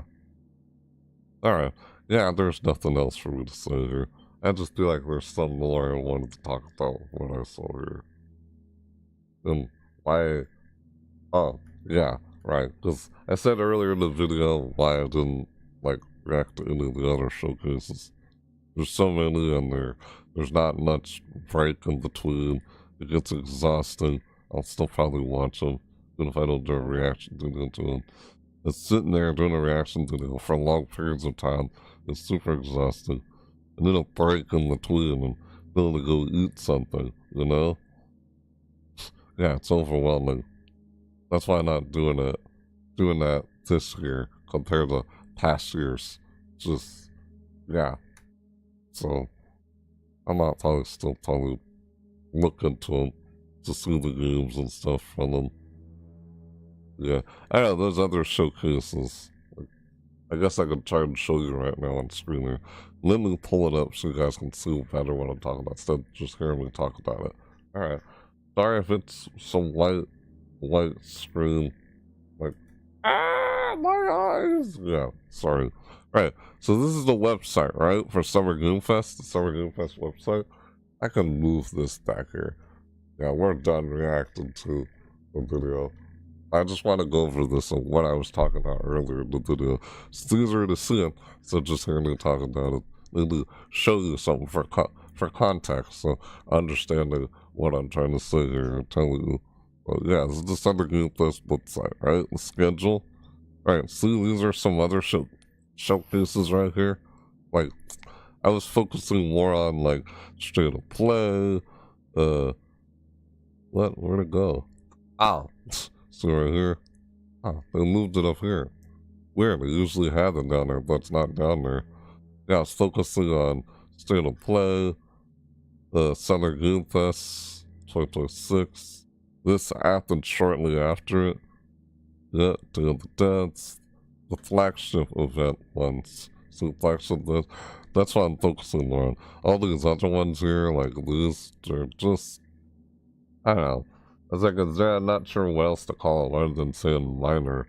I don't want to just say minor, but yeah. I know they're community spotlights. They're not really like the major showcases, like, oh, like the big three, you know, Nintendo, Microsoft, Sony, like back when E3 was around. So that's what I'm trying to do a reaction video for this year.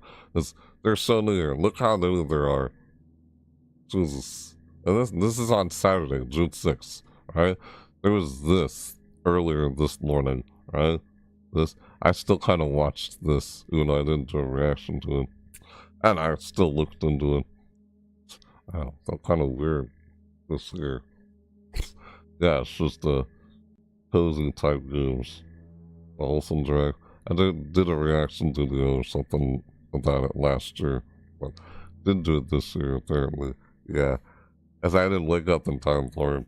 There's that. As I woke up around noon because of last night, we were doing a live reaction video, the Summer Game Fest. And I didn't finish reacting to that until 1, because I wasn't able to watch it when it actually happened live, because I was at work. When I got home from work, I had to react to it after I got home from work, around 8 o'clock. So, yeah, that's why I wasn't seeing what was actually happening, but, yeah. So this, it happens at, it says 12 o'clock p.m. That's at, that happened at 11 o'clock a.m. Alright? So yeah, woke up like around noon. And this actually happened at 11 o'clock a.m. like Central Time. But this is 12 o'clock p.m. Eastern Time. And then there was this that happens an hour later at 1 p.m. Eastern Time. So this is 12 o'clock p.m. Eastern Time, 1 o'clock p.m. Eastern Time, 2 o'clock p.m. Eastern Time. See how it's like an hour later? Like, what the heck? There's no space in between. There's no time in between. It's just, as soon as this one starts, like, yeah, what the heck? See? 11, 12, 1, 2, 3. Like, what is this? Is that really a showcase? Like, what the? Upcoming LGBTQ+. Oh, games that have that subculture in it. Yeah, like, okay. This is why it feels like, what is this? Like, propaganda or whatever? Invading the video game industry or something. Like, I don't know. It's just weird. Weird. Jesus. That's what it kind of feels like. Yeah, can't stand propaganda of any kind. I don't support propaganda. Weird. I don't believe in trying to manipulate people into seeing things a certain way. Like, what the heck? That's what propaganda is. Weird. I don't know, that's just the kind of vibe or impression I get from these showcases. It's like, what in the world? Even though they're partnered showcases or something with Summer Game Fest, like, I don't know. Like, I gave them a chance, you know, I was kind of open-minded about approaching them, because that's what I have when I approach things. I have an open mind when I look at things. It's like kind of odd. I don't know what to really think of those showcases anymore. It's like what the heck is this? Why? It's like I don't understand. It's weird. It's just weird. Why? Like you make that the center of the attention. Well, what is this? A showcase about? I was just about the games. Instead, that's why it feels like propaganda or something. Like just, I don't know. What's that? Other word that some people use? DEI? Weird. It's just weird. Like, I can't stand that kind of stuff. Like politics or whatever. It's just, ugh. Don't like that stuff. Don't care for it. It's just, that's the sort of vibe I'm getting from when I see these or something. I guess I still kind of look into them or something. Watch them. I'm curious. Just see the games. Because the games. That's all I'm only watching them for. The games. That's what I was watching for them in the first place. This one's odd. Like, that's new. This one wasn't there. So it's like, just like, weird. Again, just this like propaganda or whatever. Or a certain subculture. It's like, leave it alone. I don't get it. This is why there's too much propaganda revolved around a certain subculture. Just weird. It's like, why can't you just, what are those things where can't you just leave the subculture alone instead of spreading propaganda around with it? It's weird. There's some people who are just, I don't know, in life. What they're trying to do, trying to brainwash some people or something, trying to manipulate you into thinking or trying to manipulate your perspective on something. There are people out there that do that. It's disgusting. That's what propaganda is. Stupid. Don't like that kind of stuff and I don't support it. That's messed up. Doing things like that. It's like, what? People have different points of views. People have different senses. You can't expect people to see things the same way. It's not natural, okay? I don't know. It's okay if people disagree or see something different because it's only natural that way. It's, you know, you have your own senses. That's just part of psychology. How you see and hear, smell everything in the world. How you expect people to see things the same way. Yeah, people who would be against someone. I'm like, okay, it's okay to disagree with someone, but doesn't mean you have to go and demonize someone just because they don't see things the same way or disagree.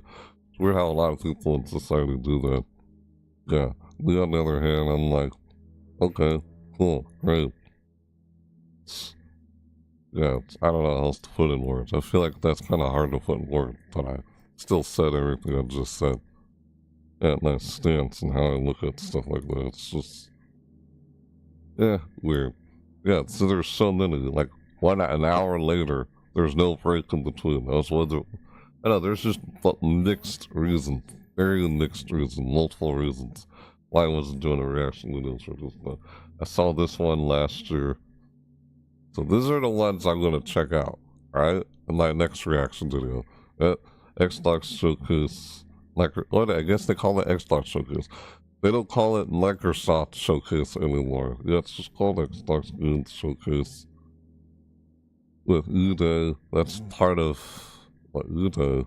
Yeah, that's Gears of War, is that what it's called? Yeah, Gears of War. I never played those games. Last time I even played a Gears of War game. That's part of, well, that's still part of Microsoft Xbox. I thought Bethesda, Showcase was part of the Xbox Game Showcase as a partner, yeah. And then there's PC Game Show. So yeah, this happens, it says 1 o'clock p.m. Eastern Time, and this happens at 3 o'clock p.m. Eastern Time. The last time I was reacting to this one was happening while this one was still going on. So I had to watch this when it was not actually happening live. because this one was still going on. They overlapped each other. The showcases, they overlapped each other. Yeah. Ugh. Trying to move on to the next one. It's kind of hard to move on to the next reaction video after finishing the previous reaction video or having part of the same reaction video. It's just that's really exhausting and stressful to try and manage all that and do all that. Like, yeah, it's one of the reasons why I'm not reacting to all of this, even though I did in the past. Is I was just curious, wanted to check them out for the games.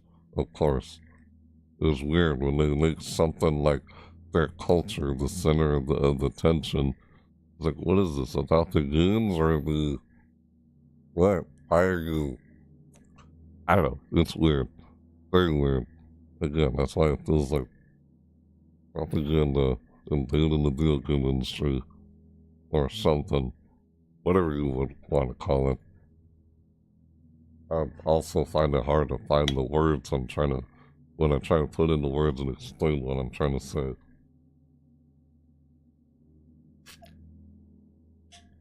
I don't know.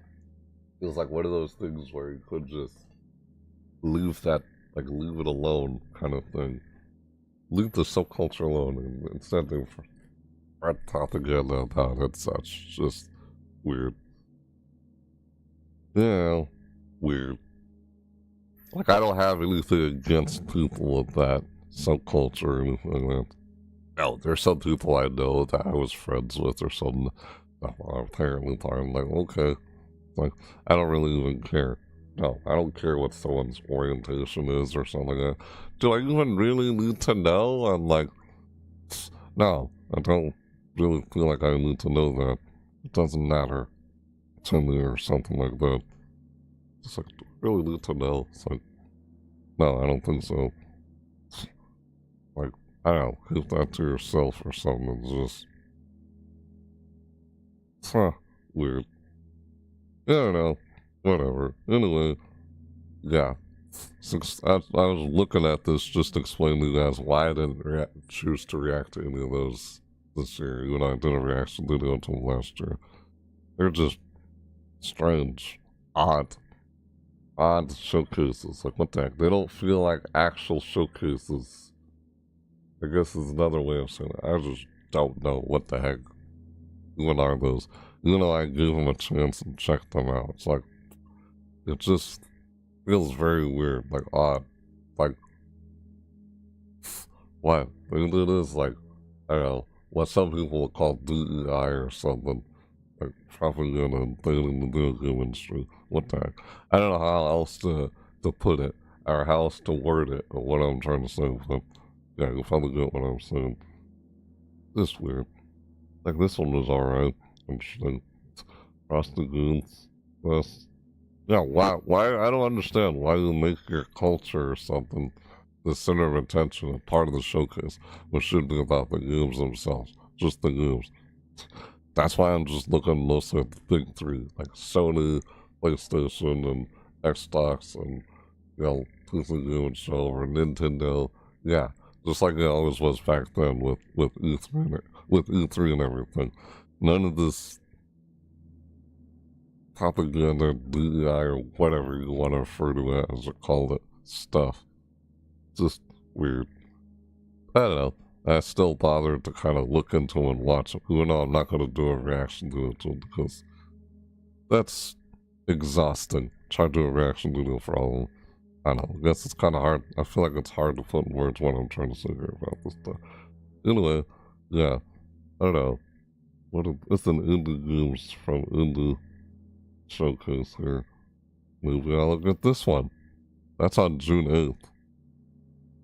June 7th. They don't feel like real game showcases. Like, why make something else other than the games themselves the center of attention? Weird. Don't care about that stuff. I'm there to just see the games. Like, I don't know, I feel like people who are not very open-minded or closed-minded would draw attention to stuff like that, or you can't see past that sort of stuff. It's like, don't care. Yeah. Like, I guess someone who's judgmental and closed-minded can't see past those kind of things. Me, I don't really care about those kind of things. It's like, when I look at a person, I look at a person for things like their character, you know, their attitude, their behavior, their personality. That's one of the first things I notice when I see a person or something. Like all this other stuff that I guess most people can't see past, like their ethnicity or their race, their gender orientation. I'm like, don't care. That stuff is common. That says more about your culture or says more of what than who you are. It doesn't say much about who you are. It says more of what. Don't care about that stuff. People are closed-minded, can't see past those kind of things. Some people are so closed-minded, can't see past those kind of things, or tunnel-sided, narrow-minded, whatever the word is, on those kind of things. And I don't care for those kind of things, I can't tolerate those kind of things. It's just weird. Well, the propaganda around that kind of stuff. Like, it does feel like politics invaded the video game industry, which I can't stand. I hate politics. But, yeah, what the heck? I don't know. It's weird. Alright, but whatever. There are just some, I don't know, strange people are out there. Alright, whatever. Anyway, yeah, I was trying to explain to you what I was trying to say earlier in the video. Why I didn't do reaction videos to those. Like, what the heck? It's like 1 hour, and then another hour later, they just immediately jump to the next showcase. Like, what the frick? These don't feel like actual video game showcases. Like, they're not part of the video game industry. They're just backed up by support by some other, like, what? Like, through donations or something. It's like, alright. Yeah. Like, okay. I was checking those out for the games themselves. Like, oh, cozy games, you know, cozy type games, like Animal Crossing, or Stardew Valley, right? Those are like cozy type games. Or, in other words, a simulation game. That's what Animal Crossing is. I know there's one for Pokemon, wasn't there? Pokopia or something? Is that what it's called? Pokopia? I don't have that game. I haven't gotten it yet. Which seems like it's Animal Crossing inspired, but it's with Pokemon instead. Yeah, that game. I haven't played it yet. I don't know if I'll ever be able to get it in time, but there's a lot of Nintendo Switch 2 games I don't even have yet that's been out. I just haven't been able to get them. Don't know if I will or something, but yeah. Weird.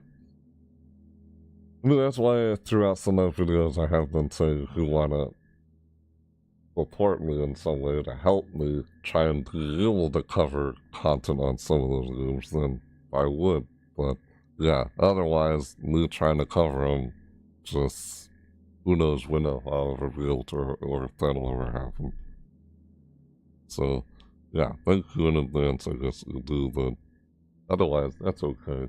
You guys just being here lurking and being subscribed to my channel, that I appreciate that, of course. So, yeah, anyway, that's enough been talking about what I was trying to say at the beginning of this video. I was going to talk a bit more about it later, after I finished reacting to this Future Game Show, like, Future Game Show Summer Games Showcase, right? I say it right? Yeah, I said that right. Right, anyway, okay, so, yeah, I already finished the Summer Games. Oh my god. I'm forgetting what it's called. Shoot. Yeah, right. I always have a hard time remembering what it's called. It's just called Future Games Show Summer Showcase 2026. I don't know why that's been so hard for me to remember what it's called, or saying it. But yeah, Future Games Show. But yeah, we reacted to the Future Games Show Summer Showcase 2026, which had featured, you know, plus Exodus and Future Game Show Live on LA and more. So that's why I reacted to it. It was all part of it. That was all part of the Future Game Show. So I got to react to all that. It was new. Yeah, it was neat. Checking that out. I enjoyed watching that. So, yeah. I don't know, there's, like I said, those other showcases, they don't feel like they're actually really part of the industry. Really an industry or something. I'm just checking them out to see the games. I don't care about this propaganda PI stuff. What the frick, man? I don't know. I gave those showcases a chance this last year, and so it's like weird. I don't know, man. It's weird. Just, and it's hard to put in words what I'm trying to say. But alright, anyway. I think I'm dragging this on. Like I said, this is the I always end up. I sometimes always do this. Maybe not sometimes, but then again, there's some of my reaction to those where I end up just talking about stuff. You know, it's mostly intended about after what I finish reacting to. But yeah, it's like part of the log. So funny how I do that to my reaction to this, but that's kind of what I end up doing. My reaction to. So anyway. Yeah, that's it. I think that's it for this reaction video. So, I'll see you guys next time in the next reaction video, which I'll be doing tomorrow on the Xbox Game Showcase and the PC Game Show. Unless I find another showcase I could probably check out. We'll see what happens. Yeah, we'll see. Yep, I see the Frosty Games Fest is starting. I'll still probably watch those and check them out. Just didn't want to do a reaction video. It's too overwhelming. Like, give me a break. It's like, once that showcase is over, the next one starts shortly after. Oh my god, I need some time to get up and go to the restroom. And I don't really do that in one sitting during a live video that I do here on YouTube. Maybe I'll get up and go to the restroom, so it's during a live stream like on Twitch, but here as a video, you want the video done live, it's not edited, you know. Because I want to preserve the chat, the live chat, the chat that's part of the video. What you guys are saying in the chat. If I edit it, you don't see the chat anymore. Chat's gone. It doesn't get preserved. So, that's one of the reasons why. Anyway, yeah, that's it. I don't know, what'd you guys think? What'd you guys think of the Future Game Show Summer Showcase 2026? Along with all the stuff they showed throughout it. What'd you guys think? Hey, are there any games that you saw interesting in there that you wanted to check out? Or that you're probably going to check out and play? Hey, if you want, then let me know in the comments down below. Or if you are seeing this live, whether you're seeing this live or not, let me know inside the live chat. It's totally up to you. Either way. But, yeah. So, what do you guys think? Yeah, let me know in the comments down below. If you want to share your thoughts or something, what you guys think and such. So, yeah, what the heck, man? What am I doing? I feel like I'm trying to say something and then it slips my mind and I'm just sitting here like, what? I don't know. I'm probably gonna relax or something after this. If I do something else across my other social media, you'll see me pop up and go live or something. Outside me doing a video or a live video. Yeah. So,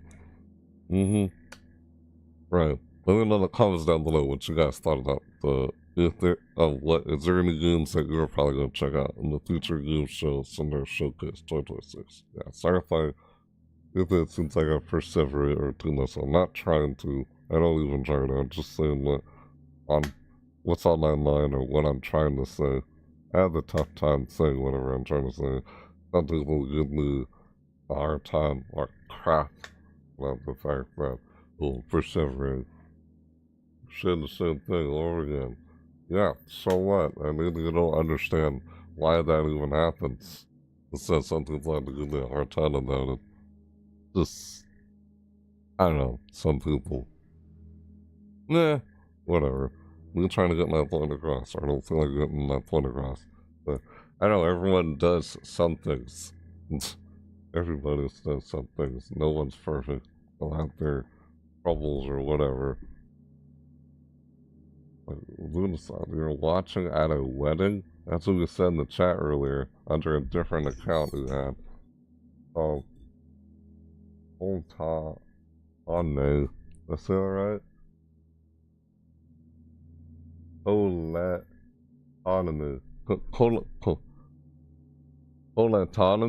Autonomous 1640.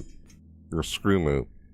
It has a different screen name. You were telling me under a different. Hi, it's Renaissance. I'm watching it. What a.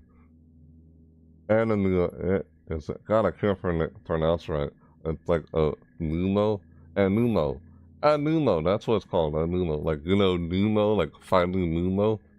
That's how I remember what that's how you pronounce it. Because Numo has the word Numo in it. Like, Anumo.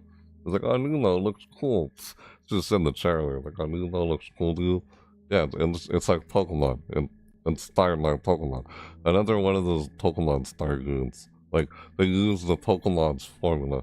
Like, I don't know, something about Nintendo and Pokemon Company don't like these other companies using their Pokemon formula, their formula Pokemon.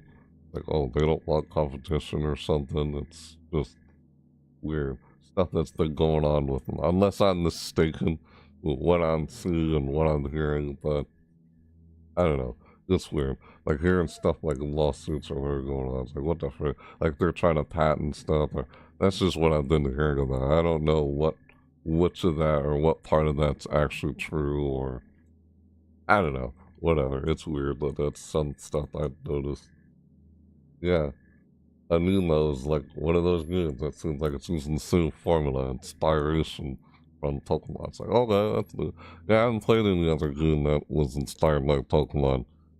I haven't played any of those other games yet. Like, what's it called? I know there's Anumo, and there's... What was the other one? What's that other game? I'm mistaken, it looks like Pokemon, but it's not inspired by Pokemon. This is the same formula. What's it called again? Shoot, I forgot what it was called. It's like, why does that look like Gyarados? Gyarados can fly? It's inspired, it's some creature that is inspired by Gyarados, inspired by Pokemon. It's similar. Of course. It's still different in its own way. But, yeah. It's inspired. Pokemon inspired. I know it's not just straight up like Pokemon. It's like other game, like survival game, like Fortnite or whatever. I haven't played it yet. What's that game called? I forgot. You know which game I'm referring to? Forgot what it's called. Dang it. Dude. I forgot what it's called now. I can't remember. Anyway, yeah, that's another game. Did they show that at the future game show they're reacting to here? I don't know. Am I going off topic here? I'm losing track of what I'm trying to say. Alright, anyway. Yeah, like I said, I was trying to wrap this up and then all of a sudden I started talking about something else. Okay. Anyway, alright, like I said. Alright, thanks for being here, guys. Thanks for lurking in the chat, whether it's in this live or not. Alright, thanks again. Right, is there any thoughts or anything you have about what do you guys think about future game shows on their Showcase 2026? Like, is there any games that you're interested in, you're checking out? I know I said this a while ago, but I'm trying to wrap this up, and all of a sudden I start talking about something else. Sometimes I do that. Like, what the heck? I don't know. Let's stop talking. Yeah, so, like you guys want, and let me know what you guys think, and share your thoughts, if you'd like in the comments down below. And I guess anything I covered in this video, or from what I reacted to and such.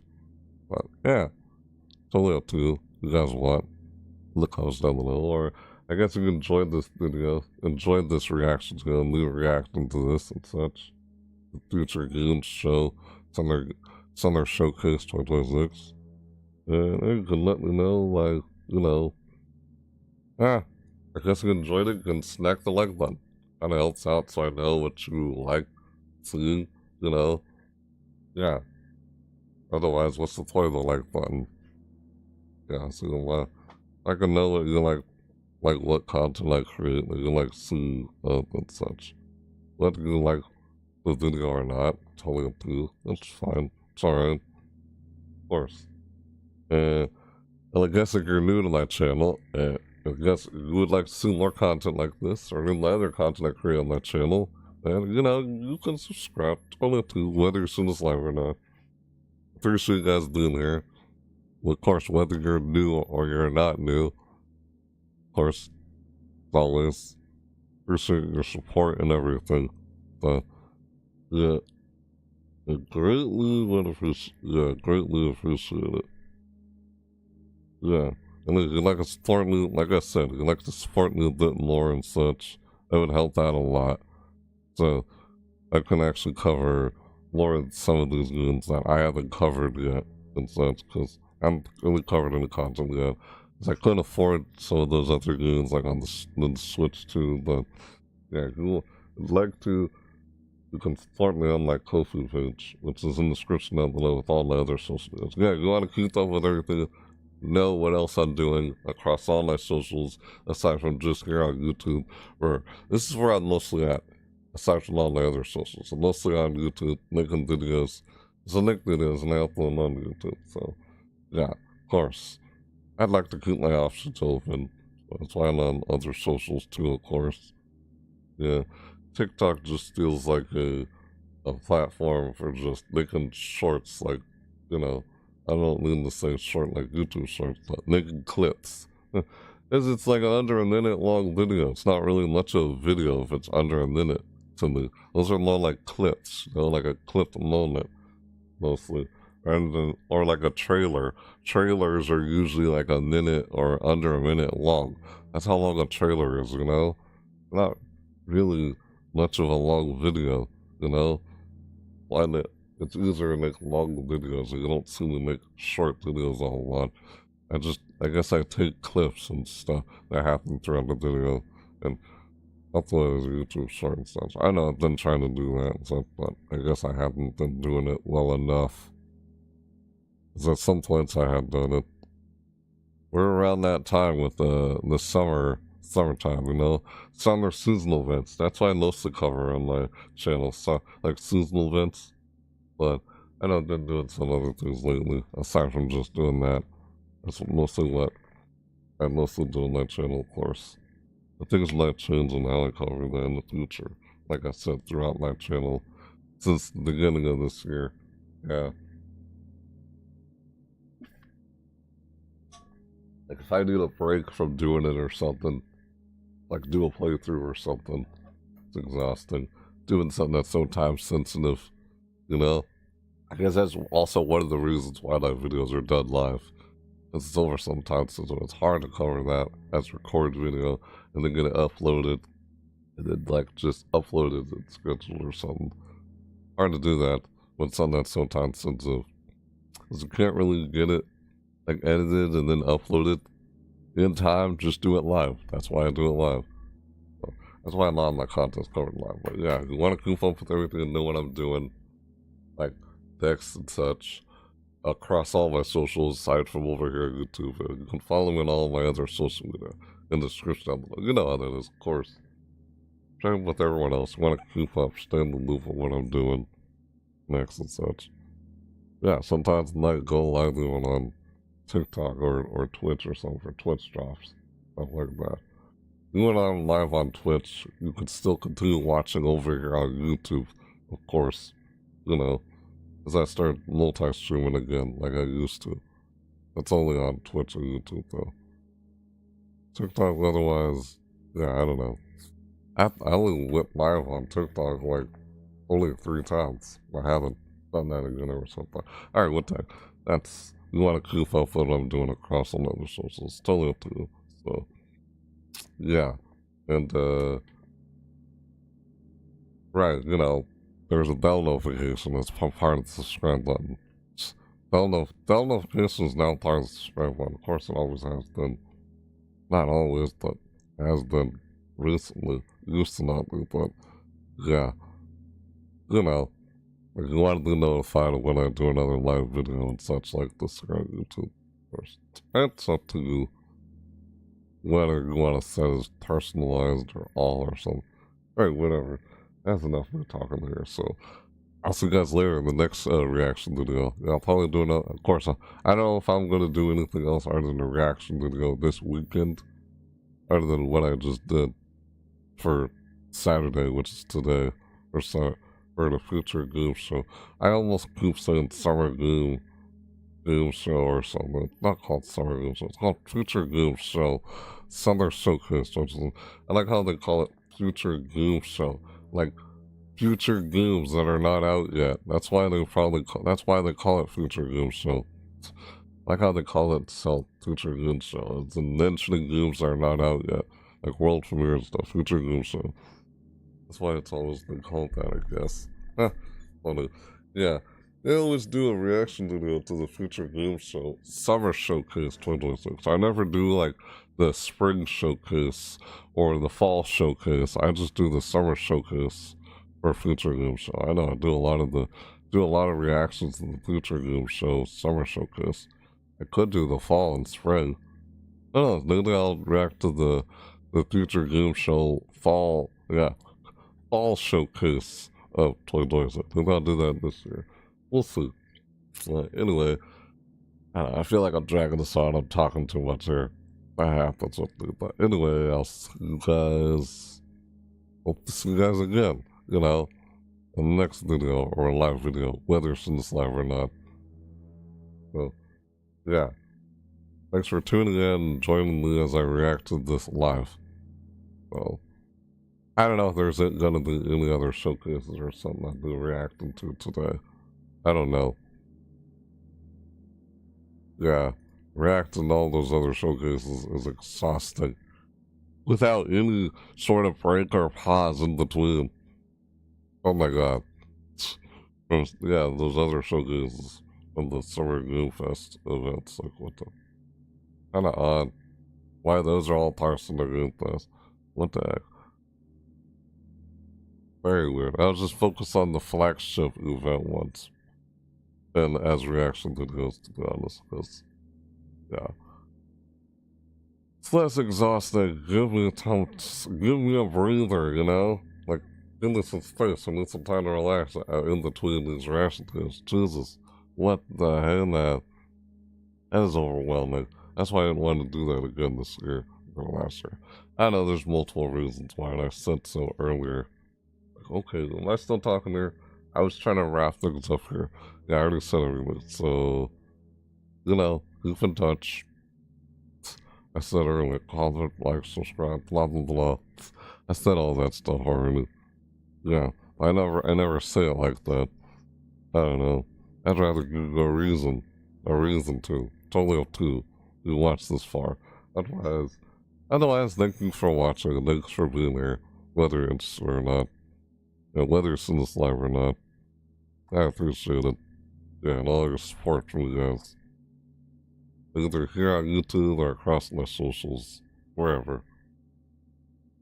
I appreciate it. So, I will see you guys tomorrow? Yeah, tomorrow. I'll see you guys tomorrow.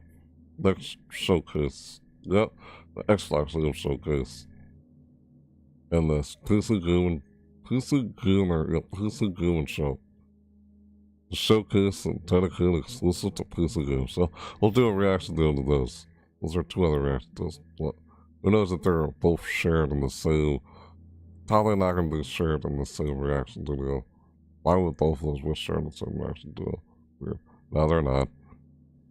Anyway. See you later. Yep.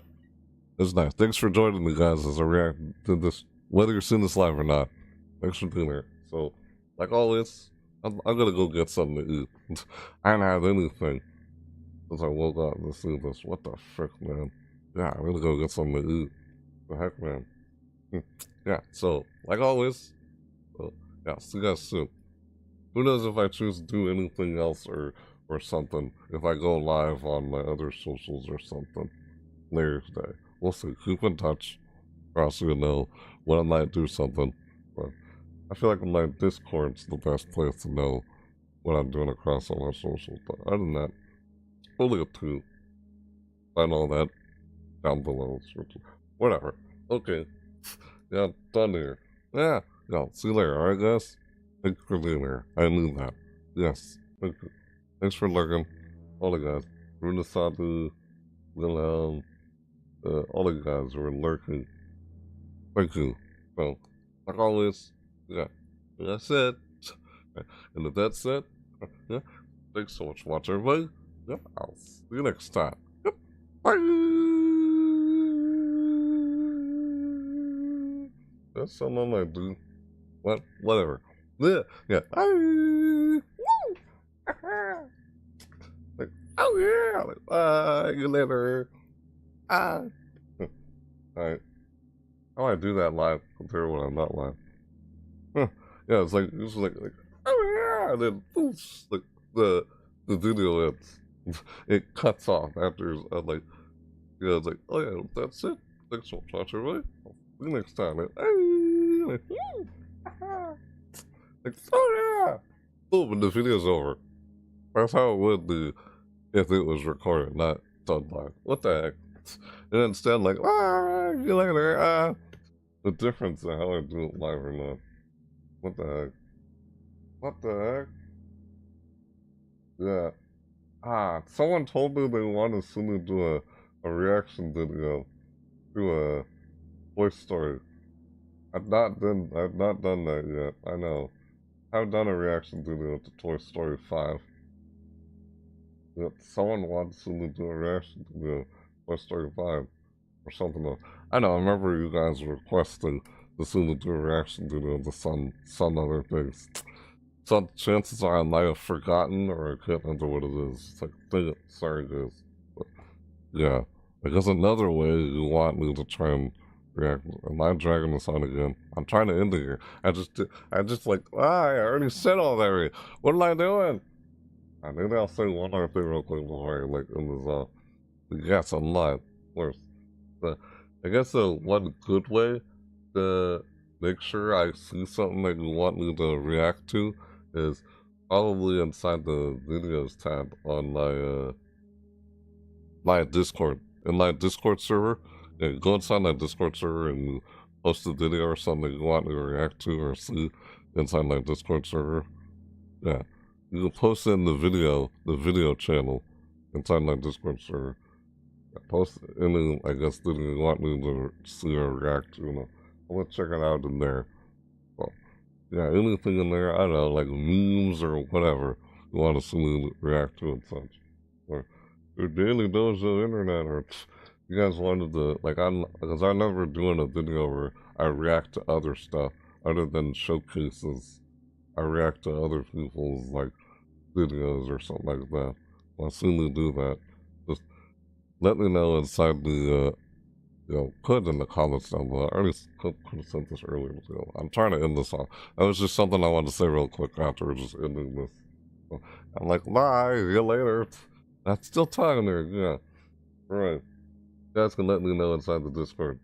On that channel I mentioned, the video channel. So you want to see me react to anything else. So that's why I could have said in the past. But anyway, you guys later, right? Yes. I'm doing that. See you later, guys. Bye.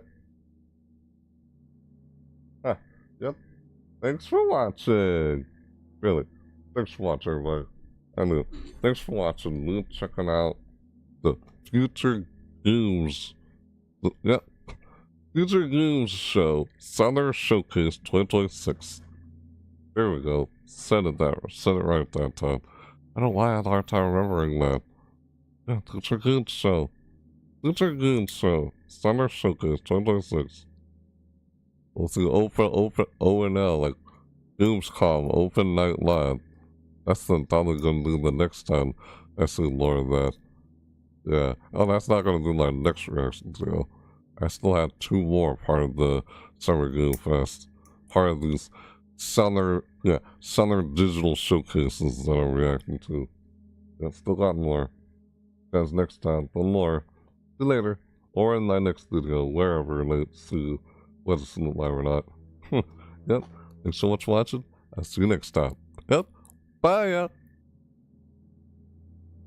Yep, me doing all the reaction video. We reacted to all the, like, that's just it. Right. We reacted to Future Games Show Summer Showcase 2026. That's what I was reacting to. But yeah, right. Like I said, it's alright. Anyway, thanks so much for watching. See you next time. For real this time. See you next time. Yep. Bye, yeah. For real, Zeus. Bye. Bye. Bye. Bye.